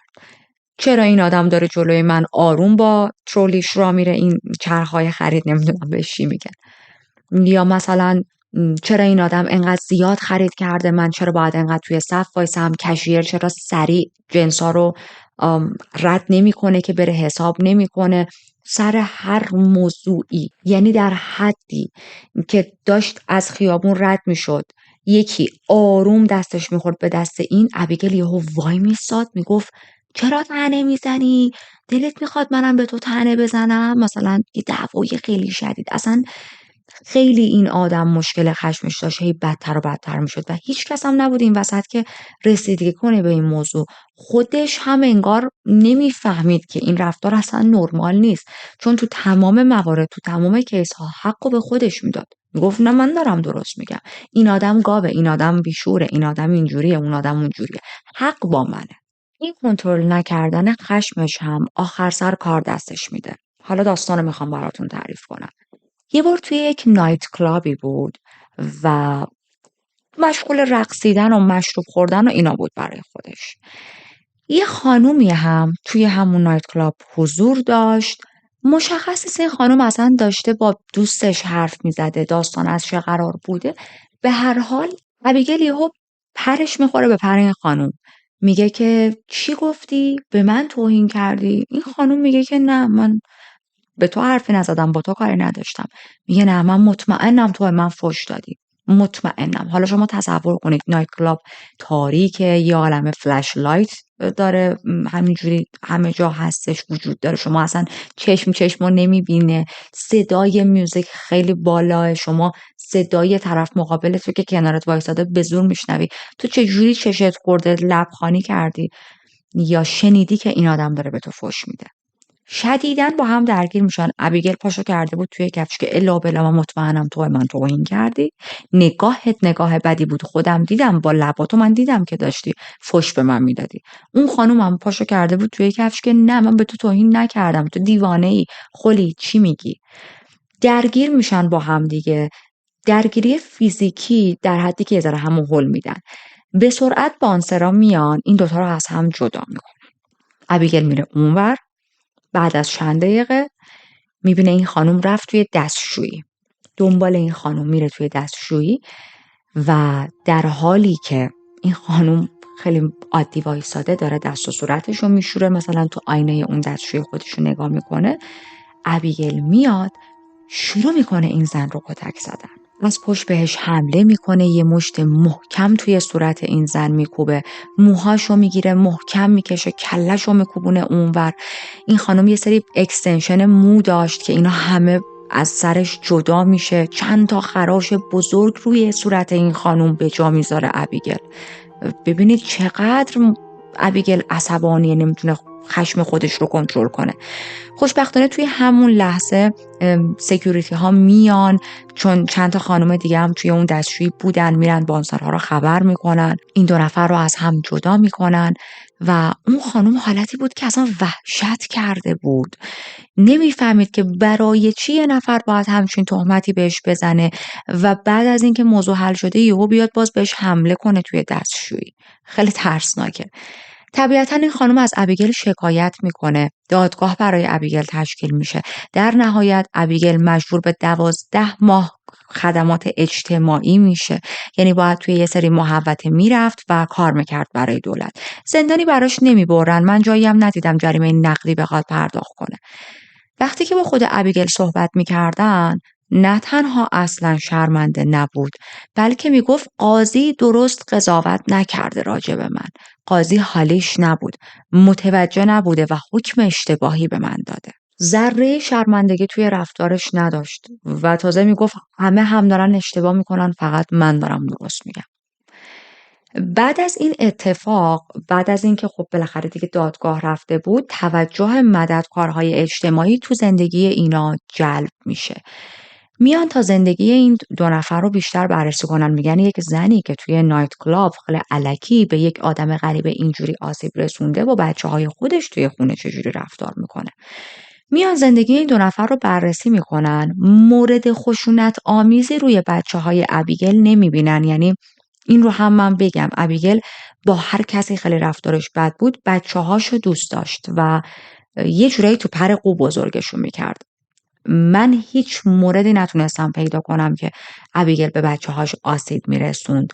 خیلی هم حواسش بود که حالا مثلا تغذیه‌شون به جا باشه، اسباب بازی داشته باشن، پوشششون خوب باشه، حموم بکنتشون و تمام مراقبت‌ها بود، چیزهایی که بچه‌ها نیاز دارن. چیزی که مددکارای اجتماعی پیدا میکنن در واقع نگهداری نادرست از بچه‌ها نبود. رابطه بین خود ابیگل و برادلی بود. اینا میبینن که شما دوتا به عنوان یک زوج، به عنوان یک والد، خیلی رابطه بینتون سمیه. اصل کار خودتون دوتایید و براشون شرط میذارن. میگن ببینید یا شماها باید از هم جدا شید، یعنی جدا از هم کلا زندگی کنید، یا حضانت بچه ها رو نمیتونید داشته باشید و ما میگیریم ازتون. ابیگل و برادلی قبول میکنن که محیط زندگیشون رو از هم جدا کنن برای مدتی، اما تصمیم بر این میشه که ابیگل بمونه بچه ها رو نگه داره، برادلی بره یه مدت با مادرش زندگی کنه. حالا این جدا شدنه کمک هم کرد، چیزی رو بینشون بهتر کرد؟ نه خیر، بدترم شد. حالا الان دیگه این دو نفر پیش هم نبودن فیزیکی و این باعث شده بود که ابیگل، گفتم بهتون وقتی کنار هم نبودن مدام فکر میکرد که براد داره بهش خیانت میکنه دیگه. خیلی وقتا که کنار هم بودن هم حتی این فکر رو میکرد. حالا الان شما تصور کنید که دیگه ابیگل کلا کنار برادلی نیست و هر روز داره بیشتر و بیشتر بی‌اعتماد میشه. قبلا اگر در طول روز چند ساعت همو نمیدیدن، الان دیگه خب کلا همو نمیبینن و ابیگل این فکر اومده تو سرش که اوکی برادلی دیگه الان 24 ساعت زمان داره تا به من خیانت کنه. به یه جایی میرسه که دنبال برادلی میکنه، یواشکی تعقیبش میکنه که ببینه کجاها داره میره، اما توی این تعقیبا نمیتونه مچ برادلی رو بگیره که حالا مثلا ببینه با یک دختر دیگه، با یک زن دیگه ای. یه حالتی بود که هر موقع برادلی میومد تا بچه‌ها رو ببینه، گوشیش همش دست ابیگل بود. این گوشی رو گرفته بود، یک سره داشت چک میکرد. ولی گوشی چک کردن ها رو نمیفهمم داستانش چیه واقعیت. یعنی من الان خودم این همه سال با پارتنرم توی رابطه ایم، یک بار هم گوشی همدیگه رو چک نکردیم. لازم دونستم اینم وسط کیس بگم، کسی که بخواد خیانت کنه توی گوشیش، خیانت رو میکنه. حالا شما صبح تا شب گوشیشو چک کن، هزاران هزار راه هست برای اینکه طرف توی فضای مجازی، توی پیام‌هاش، توی این ور توی اون ور خیانت رو قایم کنه. این رفتارهای سمی بینشون انقدر زیاد میشه، به خصوص از سمت ابیگل، که دیگه برادلی میگه ببین من نیستم، نمیتونم، نمیکشم، وقتشه دیگه رابطه رو تموم کنیم. من فکر میکنم یه مدتم پیش مادرش زندگی کرده بوده الان و مادرش هم تاثیر داشته توی این موضوع، مثلا نشسته براش این موضوع رو باز کرده که ببین تو خیلی توی رابطه صمیمی هستی، باید از این رابطه بیای بیرون. چون برادلی توی همون تایمی که با مادرش زندگی میکرد یهو تصمیم میگیره که دیگه با ابیگل رابطهش رو ادامه نده. ابیگلی که متنفر از اینکه ترک بشه و خیلی به نظرم درد بزرگیه اینکه شما هم از یکی متنفر باشید، ابیگل رو دارم میگم، هم از یکی متنفر باشید، احساس کنید این آدم داره به شما خیانت میکنه، یک سره باش دعوا کنید، همین که نتونید ازش جدا شید. نمیدونم، یه حالت عجیبیه. من تا حالا خودم اینو تجربه نکردم، اینکه نه میتونی توی یک رابطه باشی، نه میتونی بذاری بری. خب الان ابیگل اینو شنیده که برادلی میخواد ترکش کنه و خب طبیعتا همه فهمیدیم ابیگل اصلا آدمی نیست که خیلی منطقی بگه باش عزیزم برات آرزوی موفقیت میکنم. نه، اولین کاری که میکنه چی بود؟ میاد برادلی رو تهدید میکنه به بلک میلینگ کردن. من نمیدونم اصطلاح بلک میل دقیق معادل فارسی چی میشه، فکر میکنم همون اخاذی میشه. براتون یک مقدار بازش میکنم. بلک میل کردن یک نفر زمانیه که یک شخصی از یک شخص دیگه یه سری اطلاعات داره، حالا ایمیل داره، عکس داره، فیلم داره، حتی محتوای سکسی داره، هر چیزی که میتونه بر علیه اون آدم استفاده کنه و بهش میگه ببین اگر فلان کار رو نکنی یا فلان کار رو بکنی، من این اطلاعات رو افشا میکنم، پخش میکنم. مثلا بعضی وقتا میتونن درخواست پول داشته باشن، حتی بعضی وقتا میتونن طرف رو مجبور کنن به انجام یک کاری. توی شرکت ها خیلی این اتفاق میفته، مثلا از یک مقامی یه چیزی در میارن، به اون شخص میگن که اگر به ما فلان جایگاهو ندی ما این چیزها رو پخش میکنیم، یعنی درخواست سمت میکنن. به طور کل بلک میل کردن چیز غیر قانونیه، اما توی BDSM هم یکی از کینگ هاست این بلک میل کردن. بعضی از آدما هستن فتیش بلک میل شدن رو دارن، دوست دارن با افرادی توی رابطه باشن و خودشون با میل خودشون یک سری اطلاعات رو به طرف مقابل میدن که طرف توی مواقع ضروری اینها رو تهدید کنه به پخش کردن این اطلاعات. خب فقط اینجاست که مشکلی نداره توی BDSM، چون داره با رضایت هر دو طرف انجام میشه. اما الان همچین چیزی بین این دو نفر نیست. یعنی ابیگل رسما داره بلک میل میکنه برادلی رو. این به این معناست که برادلی هم میتونه ازش شکایت کنه. ما برادلی رو هم شناختیم دیگه. برادلی هنوز سنش خیلی کمه، هنوز یه جورایی عقلش دست ابیگله و خیلی هم مهربونه. نمیکنه این شکایت رو نمیکنه. به ابیگل میگه باشه اوکی. میخوای بلک میل کنی؟ اوکی بکن. مشکلی نداره. من به هر حال از این رابطه میخوام برم بیرون. میبینه نهایتش چیه. حالا مثلا چند تا فیلم سکسی از خودمون گرفتی یا از عکس فلان جامون میخوای پخش کنی، پخش کن بره. بهتر از اینه که من توی این رابطه سمی بمونم. خب ابیگل میبینه از این راه که نمیتونه برادلی رو پیش خودش نگه داره. میگه که خیلی خوب، پس اگر این رابطه رو ترک کنی من خودم رو میکشم. باز دوباره از این طریق هم نتیجه ای نمیگیره، چون برادلی بهش میگه اوکی زندگی خودته، اگر خسته شدی از این زندگی میخوای جون خودتو بگیری بگیر. و ابیگل هم واقعا نمیخواست خودش رو بکشه، میل به زندگی داشت. از این راه هم نتیجه ای نمیگیره. بعد از این تهدید یه چیز دیگه به برادلی میگه که اینجا دیگه به نظر من خیلی بعد دارکیه. میگه که اگر منو ترک کنی تو رو میکشم، مادرتو میکشم، اون زنی که باهاش توی رابطه رفتی و باهاش بچه دار شدی رو هم میکشم، بچه چهارمت رو هم میکشم. بچه چهارم از خودشون نبود دیگه. اینجا دیگه خیلی داره دارک میشه تهدیداش. و تمام اینا رو توی پیام‌های مختلف و وایس‌های مختلف به برادلی گفته ها. خیلی وایس‌هاشو من داشتم میشنیدم، عجیب بود. ببینید یه حالتی بود رسما داشت تهدیدش میکرد به کشتن اطرافیانش و باز دوباره توی وایس‌های بعدی میگفت ببین با من چی کار میکنی، ببین تقصیر خودته، تو داری با من یه کاری میکنی که من تو رو تهدید به مرگ کنم، تو یه کاری میکنی که من مجبور بشم این حرف ها رو بزنم. سرچ های گوگل ابیگل هم از یه جایی به بعد خیلی دارک میشه. مثلا یه جا سرچ زده بود که چطوری میشه طناب دار درست کرد، یا یه جای دیگه توی گوگل یه عالمه سرچ زده بود که آیا آدم وقتی که زیاد فشار عصبی روش باشه قلبش یهو وای میسته، وقتی آدم زیاد دلش بشکنه قلبش وای میسته. حتی چندین و چند بار اقدام میکنه برای خودکشی کردن اما موفق نمیشه. البته که از این اقدام خودکشی های علکی بود، چون میزان قرصی که میخوره اصلا خیلی کمتر از اون چیزی بود که جون یک آدم رو بتونه بگیره. حالا یا یه جورایی داشت نقش بازی میکرد یا داشت ناخودآگاه درخواست کمک میکرد که بابا من روان سالمی ندارم و یکی ببره منو بیمارستان روانی بستری کنه، چون یک آدم با عقل سالم این کارها رو نمیکنه. به هر حال هیچ کدوم از این کاراش جواب نمیده، هیچ کدوم از این تهدیداش جواب نمیده. میاد یه کار دیگه میکنه. یه اکانت توی تیک تاک درست میکنه که فقط و فقط محتوایی که میساخت توی این اکانت محتوایی بود که داشت برادلی رو توش مسخره میکرد.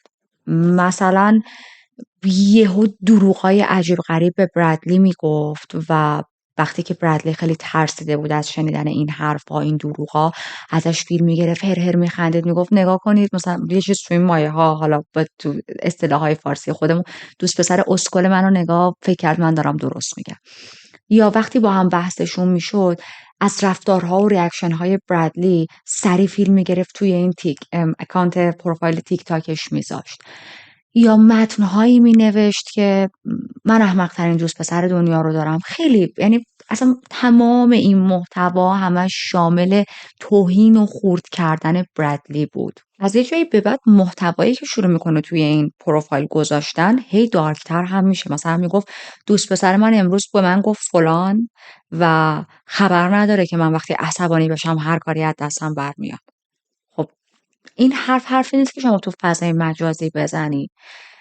و کم کم شروع میکنه به همون راحتی که وایس برای اطرافیانش میذاشت، میگفت برادلی انقدر منو عصبانی میکنه که یه کاری میکنه من بکشمش، این کارو کنم اون کارو کنم. اینا رو توی اون اکانت تیک تاکش هم میگفت. مثلا خجالت نمیکشید که الان داره این چیزا رو توی پابلیک میگه، داره تو فضای مجازی پخش میکنه. خیلی راحت جلوی همه داشت دوست پسرش رو تهدید میکرد. توی این ویدیوها خیلی جاها مینویسه یا میگه که براد مرد ضعیفیه، من کسی هم که کامل روش کنترل دارم، هر کاری من میگم میکنه، من میتونم مجبورش کنم به انجام هر کاری، میتونم هر چالنجی براش درست کنم. و انقدر این رفتارها رو ادامه میده، انقدر چنین محتوای زننده‌ای از برادلی میسازه که همون یک مقدار علاقه‌ای که برادلی داشت توی این رابطه هم از بین میره. یعنی رسما برادلی از عشق خیلی زیاد به ابیگل میرسه به نفرت. از یه جایی به بعد شروع میکنه صحبت کردن با اطرافیانش راجع به ابیگل. مثلا بهشون میگه که من دیگه واقعا از ابیگل متنفرم. واقعا نمیدونم برای چه این چند وقت باهاش توی رابطه موندم. واقعا دلم میخواد این زن از زندگیم بره بیرون. یا خیلی جاها به اطرافیانش میگه این زن یه وقتا خیلی منو میترسونه. نمیدونم چه کارایی از دستش برمیاد. میگه خیلی وقت بود که دلم میخواد ازش جدا شم ولی همش از این میترسم که چه کاری میتونه با من انجام بده، چه بلایی سر من بیاره. الانم که ارتباطمو باهاش میخوام قطع کنم همش داره تهدیدم میکنه. اما خب این رو هم در نظر بگیرید نمیتونه کامل ارتباطش رو با ابیگل قطع کنه. مهمترین دلیلش اینه که این دو نفر 3 بچه با هم دارن و براد خیلی بچه‌هاشو دوست داره.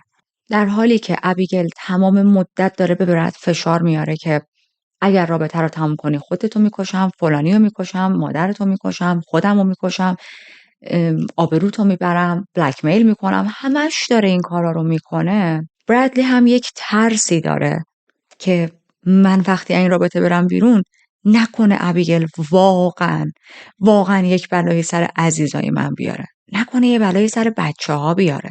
فعلا بهتره توی همین رابطه بمونم تا حالا ببینم چی کار میشه کرد. اما ابیگل به این قانع نبود. میگه اگر که میخوای با من رابطت رو ادامه بدی باید مثل آدم سرتو بندازی پایین بیای تو خونه با من زندگی کنی. خدمات اجتماعی بچه ها و اینا رو ول کن. اونا که نمیان دوباره ما رو چک کنن. بعدش هم ما میتونیم بهشون بگیم ما مشکلاتمون رو حل کردیم، عبور کردیم از اون روزها. پس در نهایت براد دوباره نقل مکان میکنه به خونه ابیگل.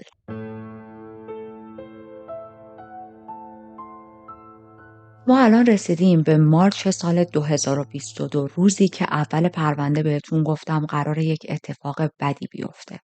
ابیگل در کنار این همه مشکلی که توی زندگیش با برادلی داره الان میفهمه که برای بار 4 باردار شده و دیگه دلش بچه نمیخواد.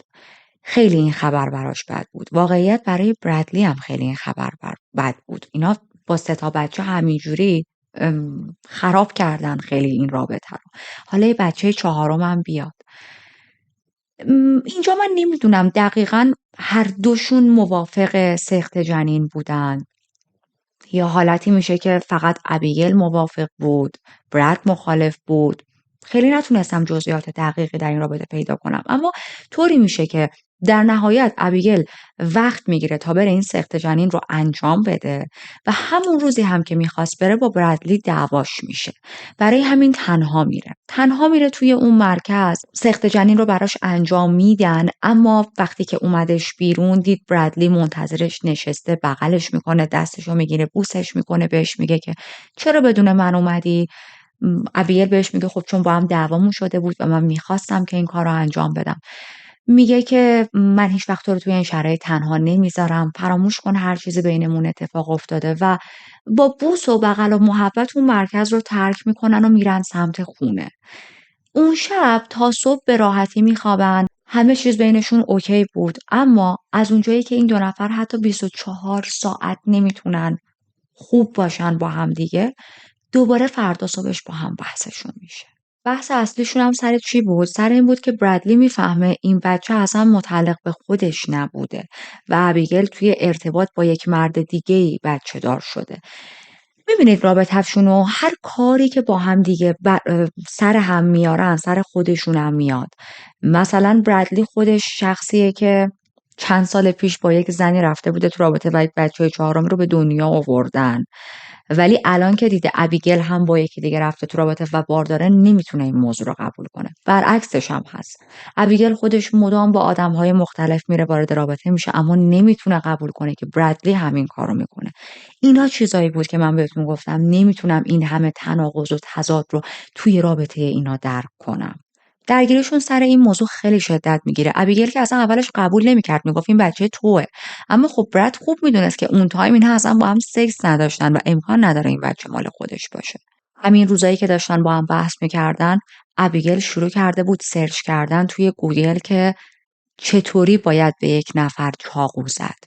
یا اگر به یک نفر چاقو بزنیم چه اتفاقی میفته. یکی از همین روزایی که خیلی داشتن با هم دعوا میکردن سر این که تو رفتی با اون رفته با این کارو کرده، تو اون کارو کردی، مسائلی که دیگه اصلا واسه ما که شنونده ایم دیگه عادی شده. خیانت توی رابطه اینا واسه ما دیگه عادیه، چه برسه به خودشون که توی اون رابطن. اینقدر این درگیری بینشون شدت میگیره که ابیگل بودو میره تو آشپزخونه، یه چاقو برمیداره و یک خراش گنده روی دست برادلی به وجود میاره با این چاقو.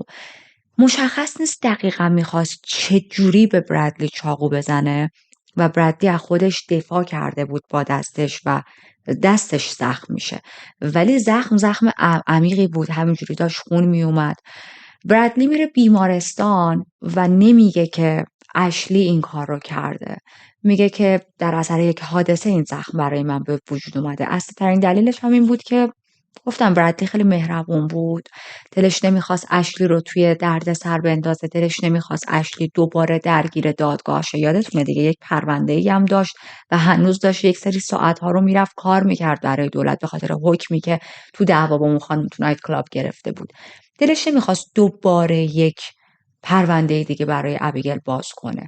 بعدم میگفت خب مادر بچه هامه، دوست ندارم اگه یه وقت بندازنش زندان چی. اما اون روز قرار نبود پایان خوبی داشته باشه. برادلی بعد از اینکه از بیمارستان اومده خونه، دستش چند تا بخیه خورده، پانسمان شده یا حالا هرچی، دوباره ابیگل ادامه بحث رو باهاش میبره جلو، ادامه دعوا. فارغ از این که بابا حداقل یه عذرخواهی کن، تو همچین آسیبی به این آدم زدی، این دیگه کمترین کاریه که تو میتونی بکنی. باز دوباره داری همون بحث و دعواها رو میبری جلو. ببینید ابیگل یه جوری بود اصلا نمیتونست آروم بشینه، نمیتونست آروم بگیره، همش دنبال جنجال بود توی زندگیش. شروع میکنه توی همون روز که داشت با برادلی بحث میکرد به یکی از دوستاش پیام میزنه، همه این چیزا رو براش تعریف میکنه، البته خیلی از زاویه دید خودش. توی این پیاما میگه که براد انقدر منو عصبانی میکنه، اعصاب منو انقدر خورد میکنه که آخر سر یه کاری دست خودش میده، یه کاری میکنه که من رفتاری نشون بدم که سر از زندان در بیارم. خب آدم در چه صورت سر از زندان در میاره؟ در صورتی که یک جنایتی انجام بده دیگه. میگه انقدر منو عصبانی میکنه که دلم میخواد بکشمش. ببینید ما در طول زندگیمون شاید گاهی اوقات این حرف رو زده باشیم. مثلا داریم یک چیزی رو برای که تعریف میکنیم و میگیم که اینقدر منو عصبانی کرد دلم میخواست سر به تنش نباشه، دلم میخواست بکشمش، دلم میخواست بمیره. اما کیس ابیگل خیلی داستانش فرق میکنه. واقعا داستانش فرق میکنه. ابیگل یک آدمیه که تمام مدت داره خشونت نشون میده، داره خشم نشون میده. یک آدمیه که 2 بار تا حالا سوای کتک هایی که به برادلی زده، اونا به کنار، 2 بار تا حالا با چاقو حمله کرده به این آدم. ابیگل آدمیه که بارها و بارها برادلی رو تهدید کرده علنا به مرگ و نه تنها خودش رو بلکه اطرافیانش رو.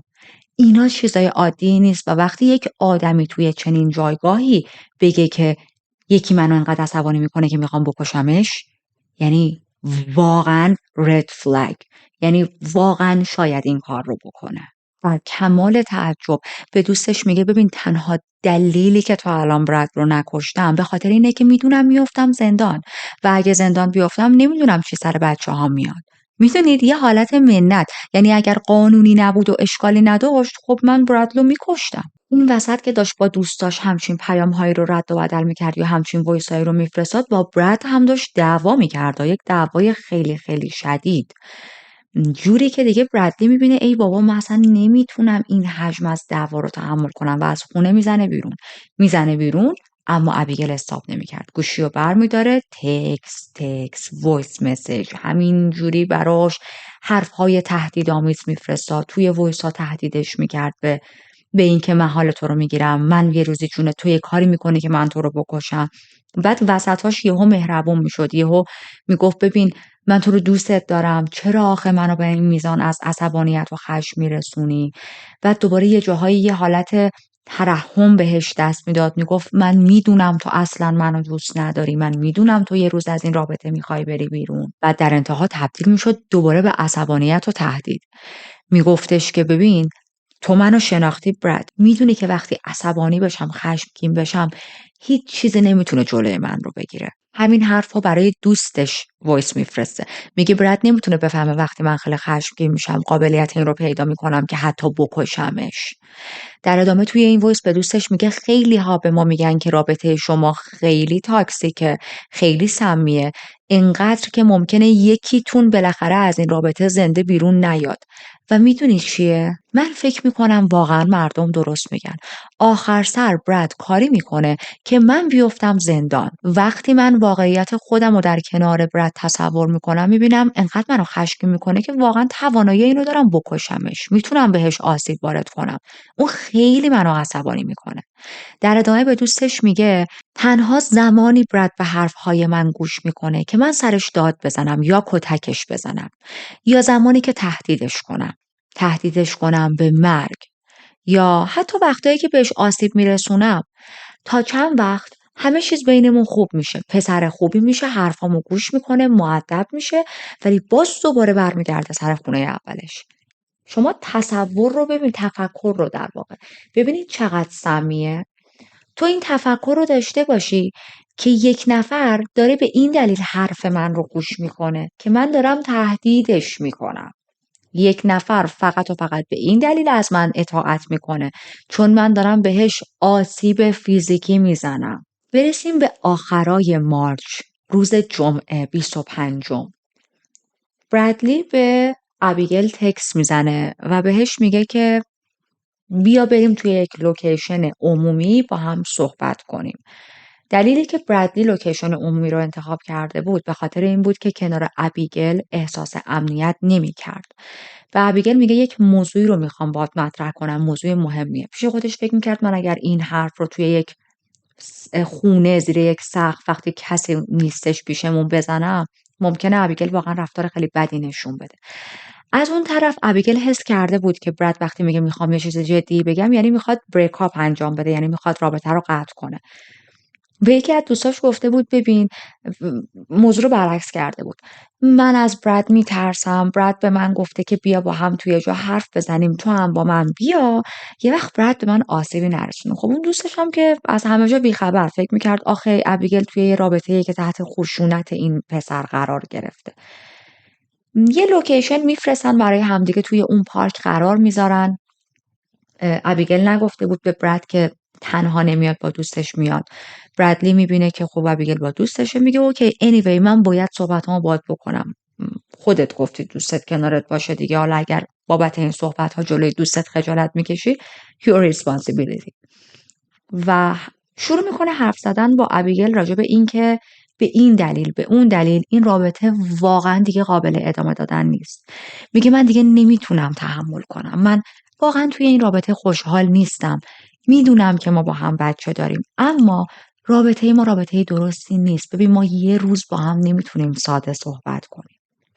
همه این حرفها رو به ابیگل میزنه و یه حالتی بود که خیلی ترسیده بود، منتظر بود ابیگل الان هر ریاکشنی نشون بده. ابیگل بعد از اینکه حرفای براد تموم شد، یه چند ثانیه سکوت میکنه، یه نفس عمیقی میکشه و بعدش میگه خیلی خوب، اوکی، مشکلی نداره، منم با حرفات موافقم. براد اینجوری بود که واقعا انتظار هر رفتاری رو ازت داشتم الا این ریلکس بودن. و خب از هم خداحافظی میکنن. براد بهش میگه که من مثلا حالا یه روز میام یه سری از لوازممو برمیدارم میرم، باهات هماهنگ میکنم و هم رو ترک میکنن. هنوز چند دقیقه نمیگذره از اینکه هم رو ترک کردن از پارک اومدن بیرون که ابیگل دوباره به براد پیام میزنه، میگه ببین من هیچ مشکلی ندارم با هم جداشیم و دیگه به عنوان پارتنر توی زندگی هم نباشیم، اما به عنوان یک دوست پسر و دوست دختر معمولی که میتونیم با هم تو رابطه باشیم. غیر از اینه، بالاخره من و تو 3 بچهای مشترک داریم و زندگیمون به هم وصله. هر از گاهی میتونیم همو ببینیم، فارغ از رابطه‌ای که قبلا با هم داشتیم یا مشکلاتمون.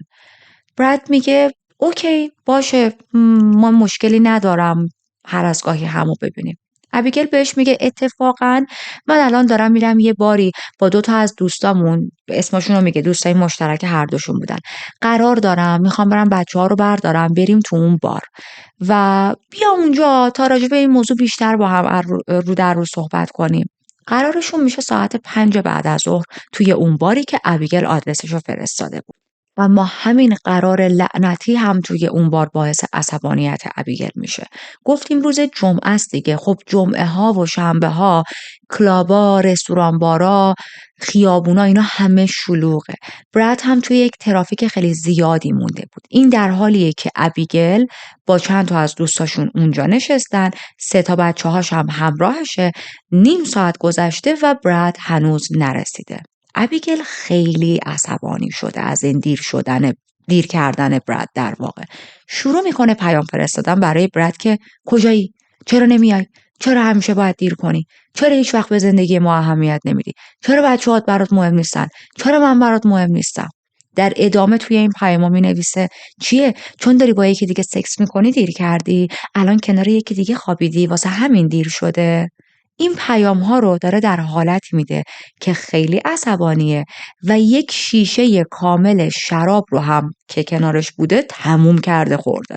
یه چیزی بهتون بگم راجع به آدم‌های بددل، شاید براتون جالب باشه. اینجا ابیگل داره یکسره به براد پیام میزنه که تو با یکی دیگه، تو با یکی دیگه، چون با یکی دیگه تو رابطه‌ای، چون با یکی دیگه داری سکس میکنی دیر کردی. ببینید آدم‌های بددل، به خصوص آدم‌های بددلی که درگیر مصرف مواد مخدر و مشروبات الکلی هستن، این بددلیشون چندین برابر میشه یا شاید بگم چند صد برابر میشه، نمیدونم. بر اساس این بددلیه خیلی تهمت میزنن به اطرافیان و از یک جایی به بعد این تهمت‌ها در حد تهمت برای خودشون باقی نمیمونه. تبدیل میشه به واقعیت. اینقدر این حرف رو میزنن، خودشون این حرف ها رو بیان میکنن و میشنون که باورشون میشه واقعا پارتنر من داره خیانت میکنه. واقعا الان پارتنر من توی تخت با یکی دیگه است، واسه همین داره دیر میاد بار. در صورتی که برادلی الان تو ترافیک گیر کرده، از این ترافیک هایی که استاک شد اصلا تکون نمیخوره. این تصویرسازی خیلی توی ذهنشون عمیق میشه. اینجا یعنی وقتی ابیگل داره به براد پیام میزنه، از نظر من، از نظر روانشناسی من فکر میکنم، چون بادم ما تو مغز آدما نیستیم بتونیم 100% بگیم، اینا احتماله، اما فکر میکنم اینجا واقعا خود ابیگل به این باور رسیده که جدا براد الان با یکی دیگه تو تخت داره سکس میکنه. برگردیم به بقیه داستان. من دیگه کم کم انقدر دارم راحت میشینم، پرونده طولانیه دیگه، ببخشید نمیتونم اینجوری بشینم، کمرم درد میگیره. یه قلیون چای فقط جلوم کمه. anyway ابیگل الان یک شیشه کامل شراب رو تموم کرده، چند تا نوشیدنی دیگه سفارش داده، یک عالم مشروب دیگه خورده، میبینه هنوز خیلی عصبانی، آروم نشده، میره توی دستشویی، شروع میکنه کوکائین مصرف کردن و این در حالیه که 2 تا از دوستاشون نشستن، 3 تا از بچه‌هاش هم نشستن توی اون بار. و بالاخره در نهایت ساعت 7 بعد از ظهر براد میرسه. برادی که قرار بود ساعت 5 برسه ساعت 7 میاد با 2 ساعت تأخیر. به محض اینکه پاش میرسه توی اون بار، باز شروع میکنن با هم دعوا کردن.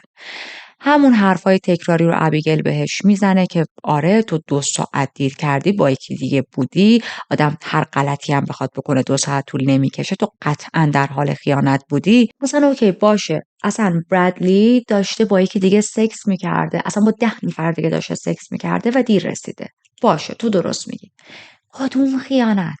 شما که اون روز صبح با هم صحبت کردیم و گفتین رابطه رو تموم کنیم، رابطه تموم شده که دیگه خیانت توش حساب نمیشه. به هر حال براد هیچی نمیگفت. براد سکوت کرده بود، سرشو انداخته بود پایین، هیچ حرفی نمیزد، چون میدونست هر حرفی الان بخواد بزنه عصبانیت ابیگل رو بیشتر و بیشتر میکنه. به یکی از اون دوستاشون میگه که با من میای با هم بریم دستشویی و اون آقا هم قبول میکنه. با هم تا میرن تو دستشویی، براد شروع میکنه به گریه کردن. حالش خیلی بد بود. یه حالتی بود انگار، این دوستش میگه اون روز براد حالتی بود که انگار چندین سال داره فشارهای روانی رو توی این رابطه تحمل میکنه. به دوستش میگه که واقعا نمیدونم باید چیکار کنم. من خیلی ترسیدم. برای جونم ترسیدم. دوستش سعی میکنه آرومش کنه. یه سری حرفایی میزنه که ما معمولا توی این شرایط به آدما میزنیم که حالا اشکال نداره الان ابیگل یه ذره مسته. شاید مستش بپره آرومتر شه. داشت تلاش میکرد براد رو آروم کنه. و در نهایت از دستشویی میان بیرون. تا در دستشویی رو باز میکنه میبینه وای ابیگل این جن پشت در دستشویی منتظرشه. خیلی صحنه ترسناکیه. ابیگل فالوشون کرده بود و پشت در دستشویی گوش وایساده بود. شروع میکنه فریاد زدن سر براد که چیکار داشتی میکردی تو دستشویی؟ چه حرفایی داشتی میزدی؟ راجب چی داشتی حرف میزدی صحبت میکردی؟ من شنیدم توی صحبتات اسم منو آوردی. دقیقاً چی داشتی میگفتی که مجبور بودی اسم منو بیاری؟ و باز دوباره ادامه همون تهمت ها. عصبانیت ابیگل بیشتر و بیشتر میشه در حدی که از میز کناری یه دونه لیوانی که توش پر نوشیدنی بود و برمیداره میپاشه تو صورت برادلی. برادلی باز اینجا هیچی نمیگه. ابیگل همینجوری داشت سرش داد میزد. داد میزنه عصبانیتش بیشتر میشه یه دونه میخوابونه تو گوش براد. و اینجا دیگه اون دوستشون یه زن و مردی بودن. اون مرده خیلی عصبانی میشه و میاد جلو به ابیگل میگه چی کار داری میکنی؟ بس انقدر این پسر رو اذیت نکن. انقدر بهش زور نگو. انقدر بهش آزار نرسون. ابیگل خیلی بهش فشار میاد. جلوی این آدم وای میسته. تو چشاش زل میزنه با نفرت و یه توف گنده میندازه تو صورت این آدم. خیلی رفتار زشتیه دیگه. این آقا انقدر بهش برمیخوره که دست دوست دخترش رو میگیره به براد میگه من واقعا متاسفم با همچین آدمی توی رابطه ای و اگر که احساس کردین جایی رو نداری بری بیا خونه ما ولی ما نمیتونیم دیگه اینجا توی این بار با شما ها وایسیم و میرم. حالا الان در کنار اون همه آدمی که توی بار بودن و این صحنه ها رو دیده بودن و خیلی تعجب کرده بودن براد تنها مونده بود با ابیگل و 3 بچه هاشون. حالا اینکه بچه ها چقدر ترسیدن وقتی دارن این چیزا رو میبینن هم واقعا به کنار. میشینن سر میز. براد برای خودش چند تا نوشیدنی سفارش میده. بعضی از بارها به شما کامبو میدن. مثلا شما میتونی با یک مقدار پول کمتر تعداد بیشتری نوشیدنی بگیری. 3-4 تا لیوان مشروب مختلف آورده بودن گذاشتن سر میز. ابیگل شروع میکنه به براد گیر دادن که پاشو بریم خونه. من اصلا دیگه دوست ندارم توی این بار باشیم. حوصله اینجا رو ندارم. براد میگه امکان نداره. منم موقعی که اومدم داریم با هم دعوا میکنیم. نوشیدنی گرفتم تا آخر این نوشیدنی ها رو نخورم از جام پا نمیشم. نمیخوام پولم رو حیف کنم. ابیگل ذره نگاش میکنه. اینجوری دستشو میاره میکشه تمام لیوانا رو میریزه زمین میگه اوکی نوشیدنیات الان تموم شد. پاشو بریم. وضعیت بینشون انقدر افتضاح بود که یه خانم تقریبا 30 و خورده ساله میاد اونجا یه ذره بهشون نگاه میکنه و نگران میشه. میگه همه چیز اوکیه. حال شماها خوبه. ابیگل برمیگرده به این زن غریبه میگه که تو دیگه چه خری هستی مثلا حالا با کلمات بدتر. پارتنر این خانوم وقتی که میشنوه ابیگل داره با پارتنرش اینجوری حرف میزنه خیلی ناراحت میشه. میاد جلو و به ابیگل میگه با پارتنر من اینجوری صحبت نکن. ابیگل از اونجایی که واقعا نمیتونست یک لحظه آرامش رو توی زندگیش ببینه یه نوشیدنی دیگه بر میداره از روی میز کناری و میپاشه تو صورت این آقا. یه دونه هم چک میزنه تو صورت این آقا. چرا؟ به خاطر اینکه یک خانم غریبه‌ای به این 2 نفر که توی یک محیط عمومی دارن با هم دعوا میکنن و یه چیز خیلی طبیعیه ما وقتی ببینیم 2 نفر درگیر شدن خب میریم جلو میپرسیم چی شده. اومده داره میگه چی شده؟ حالتون خوبه؟ همه چیز بینتون اوکیه؟ اگه نیازه به پلیس زنگ بزنم؟ اگه جون کسی در خطره؟ و ابیگل خیلی بد جواب این خانومو داده. فوش داده بهش. و حالا پارتنر این خانوم پشتش در اومده داره میگه با پارتنر با همسر من اینجوری صحبت نکن. همه این اتفاقا انقدر از نظر ابیگل ناراحت کننده است که باید کتک بزنه اون آقا رو. خب ولی همه که برادلی نیستن که کتک بخورن و هیچی هم نگن. بعد از اینکه این آقا چک میخوره تو صورتش خیلی عصبانی میشه. ابیگل رو هول میده. این هولی که دارم بهتون میگم فکر نکنید هولیه که مثلا خب بعضی وقتا انقدر هول دادن ها محکمه که طرف سرش ضربه میخوره به جا. نه یه حال خیلی آروم میده که یعنی فقط دور شو از من. رفتار ابیگل رو فقط دلم میخواد تصور کنید. خودشو میندازه زمین، غلط میزنه، مثل این فوتبالیستا هستن دارن تمارض میکنن به یه چیزی، اون مدلی که وای این آدم منو هل داد، شروع میکنه گریه کردن، تلفنشو برمیداره شروع میکنه با پلیس تماس گرفتن، یه مردی اینجا منو کتک زده، منو هل داده، خواهشم بیاید دستگیرش کنید. وقتی که پلیس از ابیگل میپرسه خب مشخصات خودتو بده، اسمتو بگو، میگه نه اسم نمیدم، ریفیوز میکنه. میگن که خب نمیشه که ما باید اسم شخصی که داره تماس میگیره رو بشنویم. نمیخواست اسمشو بگه چون که سابقه جنایی هم یعنی قضایی هم داشت. میگه که من اسم نمیدم ولی این آقا با این مشخصات اینجا تو بار وایستاده، آدم خطرناکیه، ممکنه به آدم‌ها آسیب برسونه، بیاید دستگیرش کنید و گوشی رو قطع میکنه. تو تنها کسی هستی که توی این بار خطرناکی. تو این بار رو ترک کن، همه در امنیتن. بعد از اینکه تماسش رو با پلیس قطع میکنه میره سمت براد، بهش میگه که خوب شد، دیدی تو باعث و بانی تمام این چیزا بودی، تو باعث شدی این آدم منو کتک بزنه، حالا کتکی نزده، تو رو هل داده، تو بودی کسی که اونو کتک زدی. جمله بندی منو نگاه، تو کسی بودی که اونو کتک زدی. به براد میگه آره خوب شد، همه اینا زیر سر توه، بلند شو بریم تا بیشتر از این امشب رو خراب نکردی. و دست بچه ها رو میگیرن از اون بار میزنن بیرون. تو پارکینگ اون بار که بودن دوباره یکی دیگه از دوستای مشترکشون رو میبینن که اونا هم اتفاقا داشتن میرفتن خونه خودشون. این دوستاشون براد و ابیگل رو میبینن، بهشون میگن که میخواید ما تا اینجا برسونم میتونن اگه وسیله ندارید و موافقت میکنن. توی ماشین براد یه حرف خیلی عجیبی به یکی از این دوستاشون میزنه. میگه که من خیلی نگران جونمم. من نمیدونم الان که دارم با ابیگل میرم خونه واقعا زنده برمیگردم یا نه. ساعت 8 شب شده، رسیده بودن خونه و به محض اینکه در ورودی رو میبندن ابیگل مثل بمب منفجر میشه از خشم و عصبانیت. دوباره شروع میکنه سرزنش کردن براد. تو خیلی بی‌خاصیتی، به هیچ دردی نمیخوری، توی اون بار نباید میذاشتی که اون مرد به من اینجوری حمله کنه. حتی یه جا سر بچه 3 ساله‌شون داد میزنه، با فریاد بهش میگه تو چرا هنوز اینجا وایستادی، برو تو اتاقت بگی بخواب. براد بهش میگه خواهش میکنم آروم باش، عصبانیت و حرست رو سر بچه ها خالی نکن، کنترل اعصاب خودت رو داشته باش. اما خب ابیگل قرار نبود با این حرفها آروم شه و کلا آدمیه که وقتی عصبانی میشه دیگه معلوم نیست کی خشمش فروکش کنه. وسط همین جر و بحث ها میره توی آشپزخونه، یه چاقو بر میداره، میاد توی حال و خیلی جدی این چاقو رو فرو میکنه تو شکم براد. براد باورش نمیشد که چه اتفاقی افتاده. شاک بود. سرش یه ذره میاره پایین، نگاه میکنه، میبینه یه چاقو توی شکمشه و یک مقدار هم داره ازش خون میاد.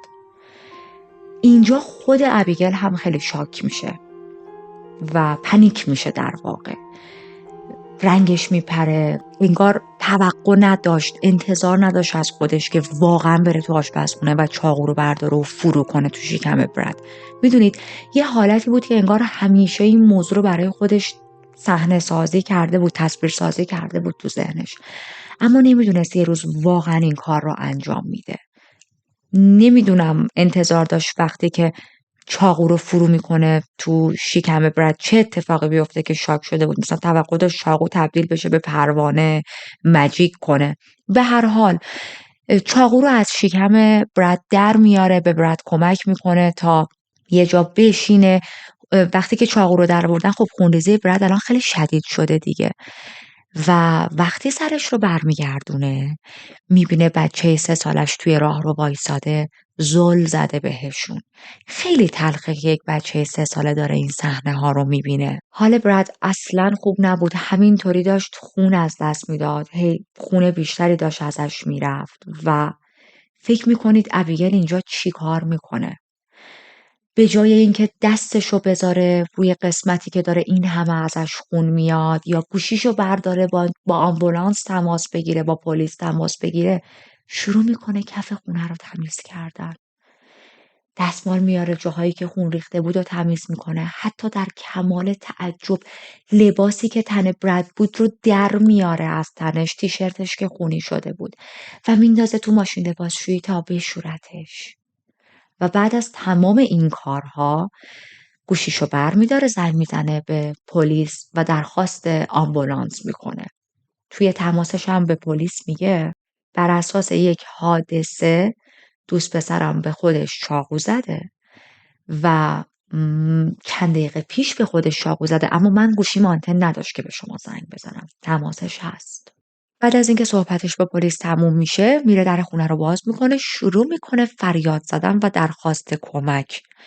یکی از همسایه ها صداش رو میشنوه، بدو بدو میاد ببینه چه اتفاقی افتاده. براد رو میبینه که به شدت زخمی، یه گوشه نشسته، با نیروی پلیس تماس میگیره. ببینید حتی ابیگل توی تماسش با پلیس اصلا نگفته بود وضعیت براد چقدر وخیمه، چقدر افتضاحه. اصلا نگفته بود براد در حال خونریزی شدیده. و حالا اینجا که پای یک نفر سومی اومده وسط، الان داره تماشاشون میکنه این همسایه، ابیگل رفته کنار برد نشسته، شروع میکنه بهش عشق ورزیدن. سرشو بوس میکنه، طاقت بیار عزیزم، زنده بمون، ما دوستت داریم، خواهش میکنم. الان نیروهای آمبولانس میرسن. و فکر میکنید وقتی همسایه ازش بپرسه چه اتفاقی افتاده، ابیگل چی میگه؟ میگه با هم بحثمون شد و در انتهای این بحث براد به خودش چاقو زد. بالاخره آمبولانس میاد، براد رو میبرن بیمارستان. وضعیتش خیلی وخیم بود، خون خیلی زیادی از دست داده بود و باید جراحیش میکردن. چندین و چند ساعت توی اتاق عمل بود، اما متاسفانه براد دووم نمیاره و جونش رو از دست میده. چاقویی که بهش وارد شده بود انقدر عمیق بود که نوک چاقو مستقیم خورده بود به یه قسمتی از قلب براد.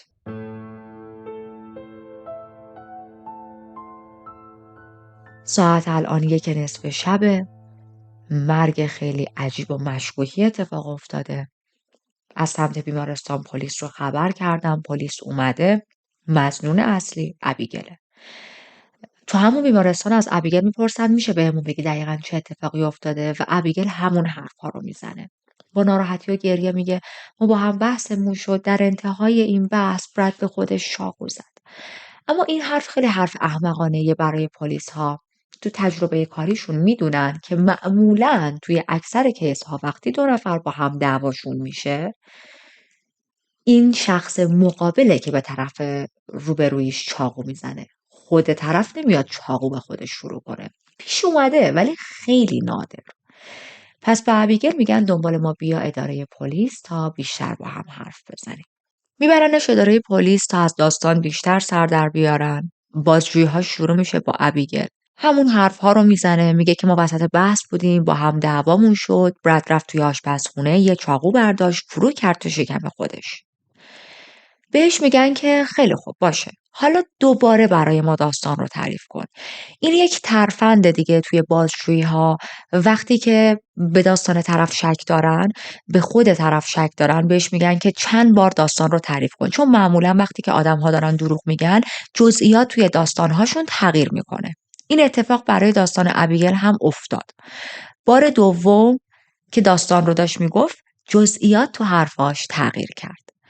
میگه که با هم بحثمون شد، من رفتم تو آشپزخونه، چاقو رو برداشتم و اومدم، اما میخواستم به خودم آسیب بزنم. براد چاقو رو از من گرفت، فرو کرد تو شکم خودش. بهش میگن باشه، دوباره تعریف کن. برای بار سوم بازم داستان ابیگل تغییر میکنه. میگه من رفتم چاقو رو از آشپزخونه آوردم، تو دستم بود، همینجوری داشتیم دعوا میکردیم، چاقو رو آوردم بالا که به خودم ضربه بزنم. براد دست منو محکم نگه داشت، نذاشت من چاقو رو تو شکم خودم فرو کنم و همینجوری که چاقو تو دست من بود، چاقو رو فرو کرد تو شکم خودش. داستانه ابیگل خیلی متفاوت بود، توی جزئیات مدام داشت تغییر میکرد و پلیس نمیدونست واقعا باید کدوم ورژن رو باور کنه. میدونستن که یه چیزی این وسط درست نیست، میدونستن ابیگل داره چرت و پرت میگه، اما حالا این که اصل ماجرا چیه رو واقعا نمیدونستن.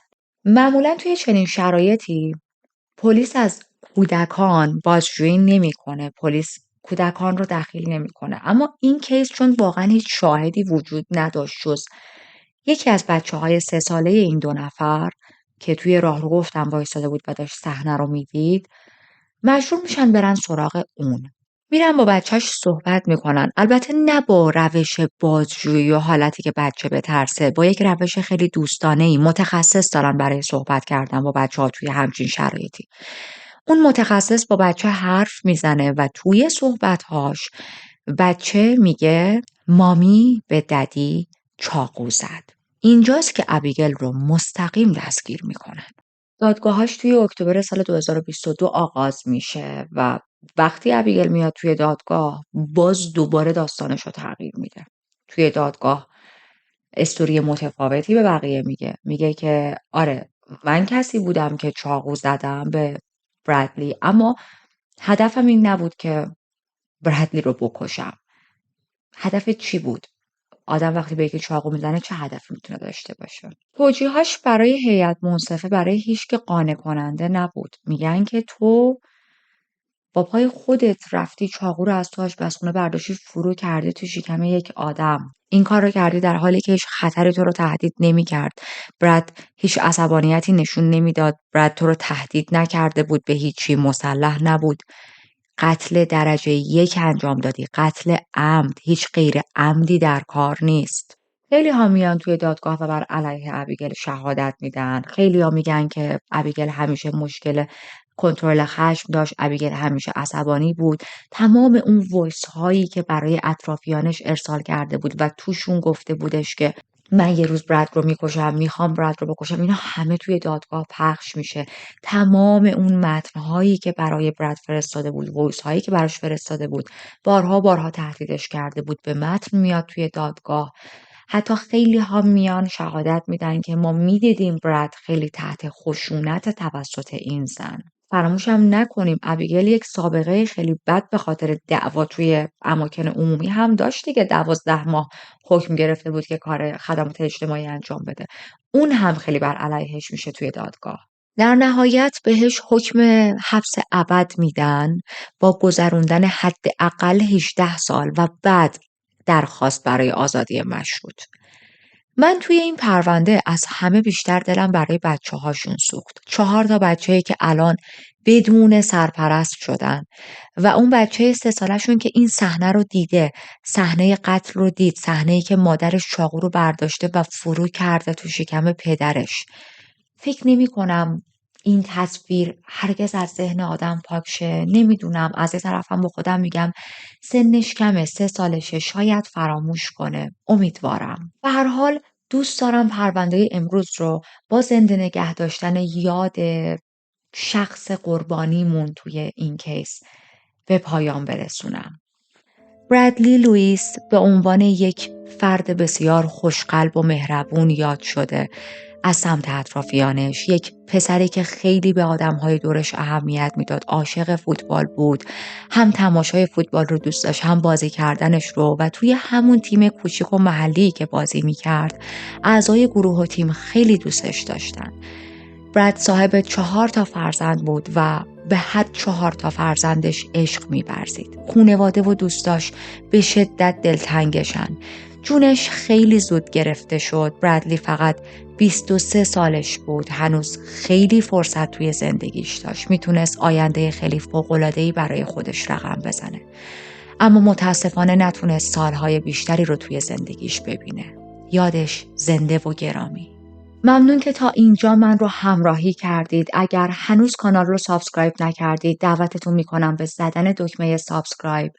زنگوله کنارش رو هم بزنید تا وقتی من ویدیوی جنایی جدید آپلود میکنم داغ ازش مطلع شید. اگر فراموش کردید لایک باتن رو بزنید دعوتتون میکنم همین الان لایک کنید. البته اگر پرونده رو دوست داشتید و خیلی منو خوشحال میکنه لایک شما. و در انتها فراموش نکنید برای من کامنت بذارید. نظر شما در رابطه با این پرونده جنجالی چی بود؟ مثل همیشه حرفم بهتون اینه که مراقب خودتون باشید تا صحیح و سالم تو پرونده بعدی ببینمتون. بدرود.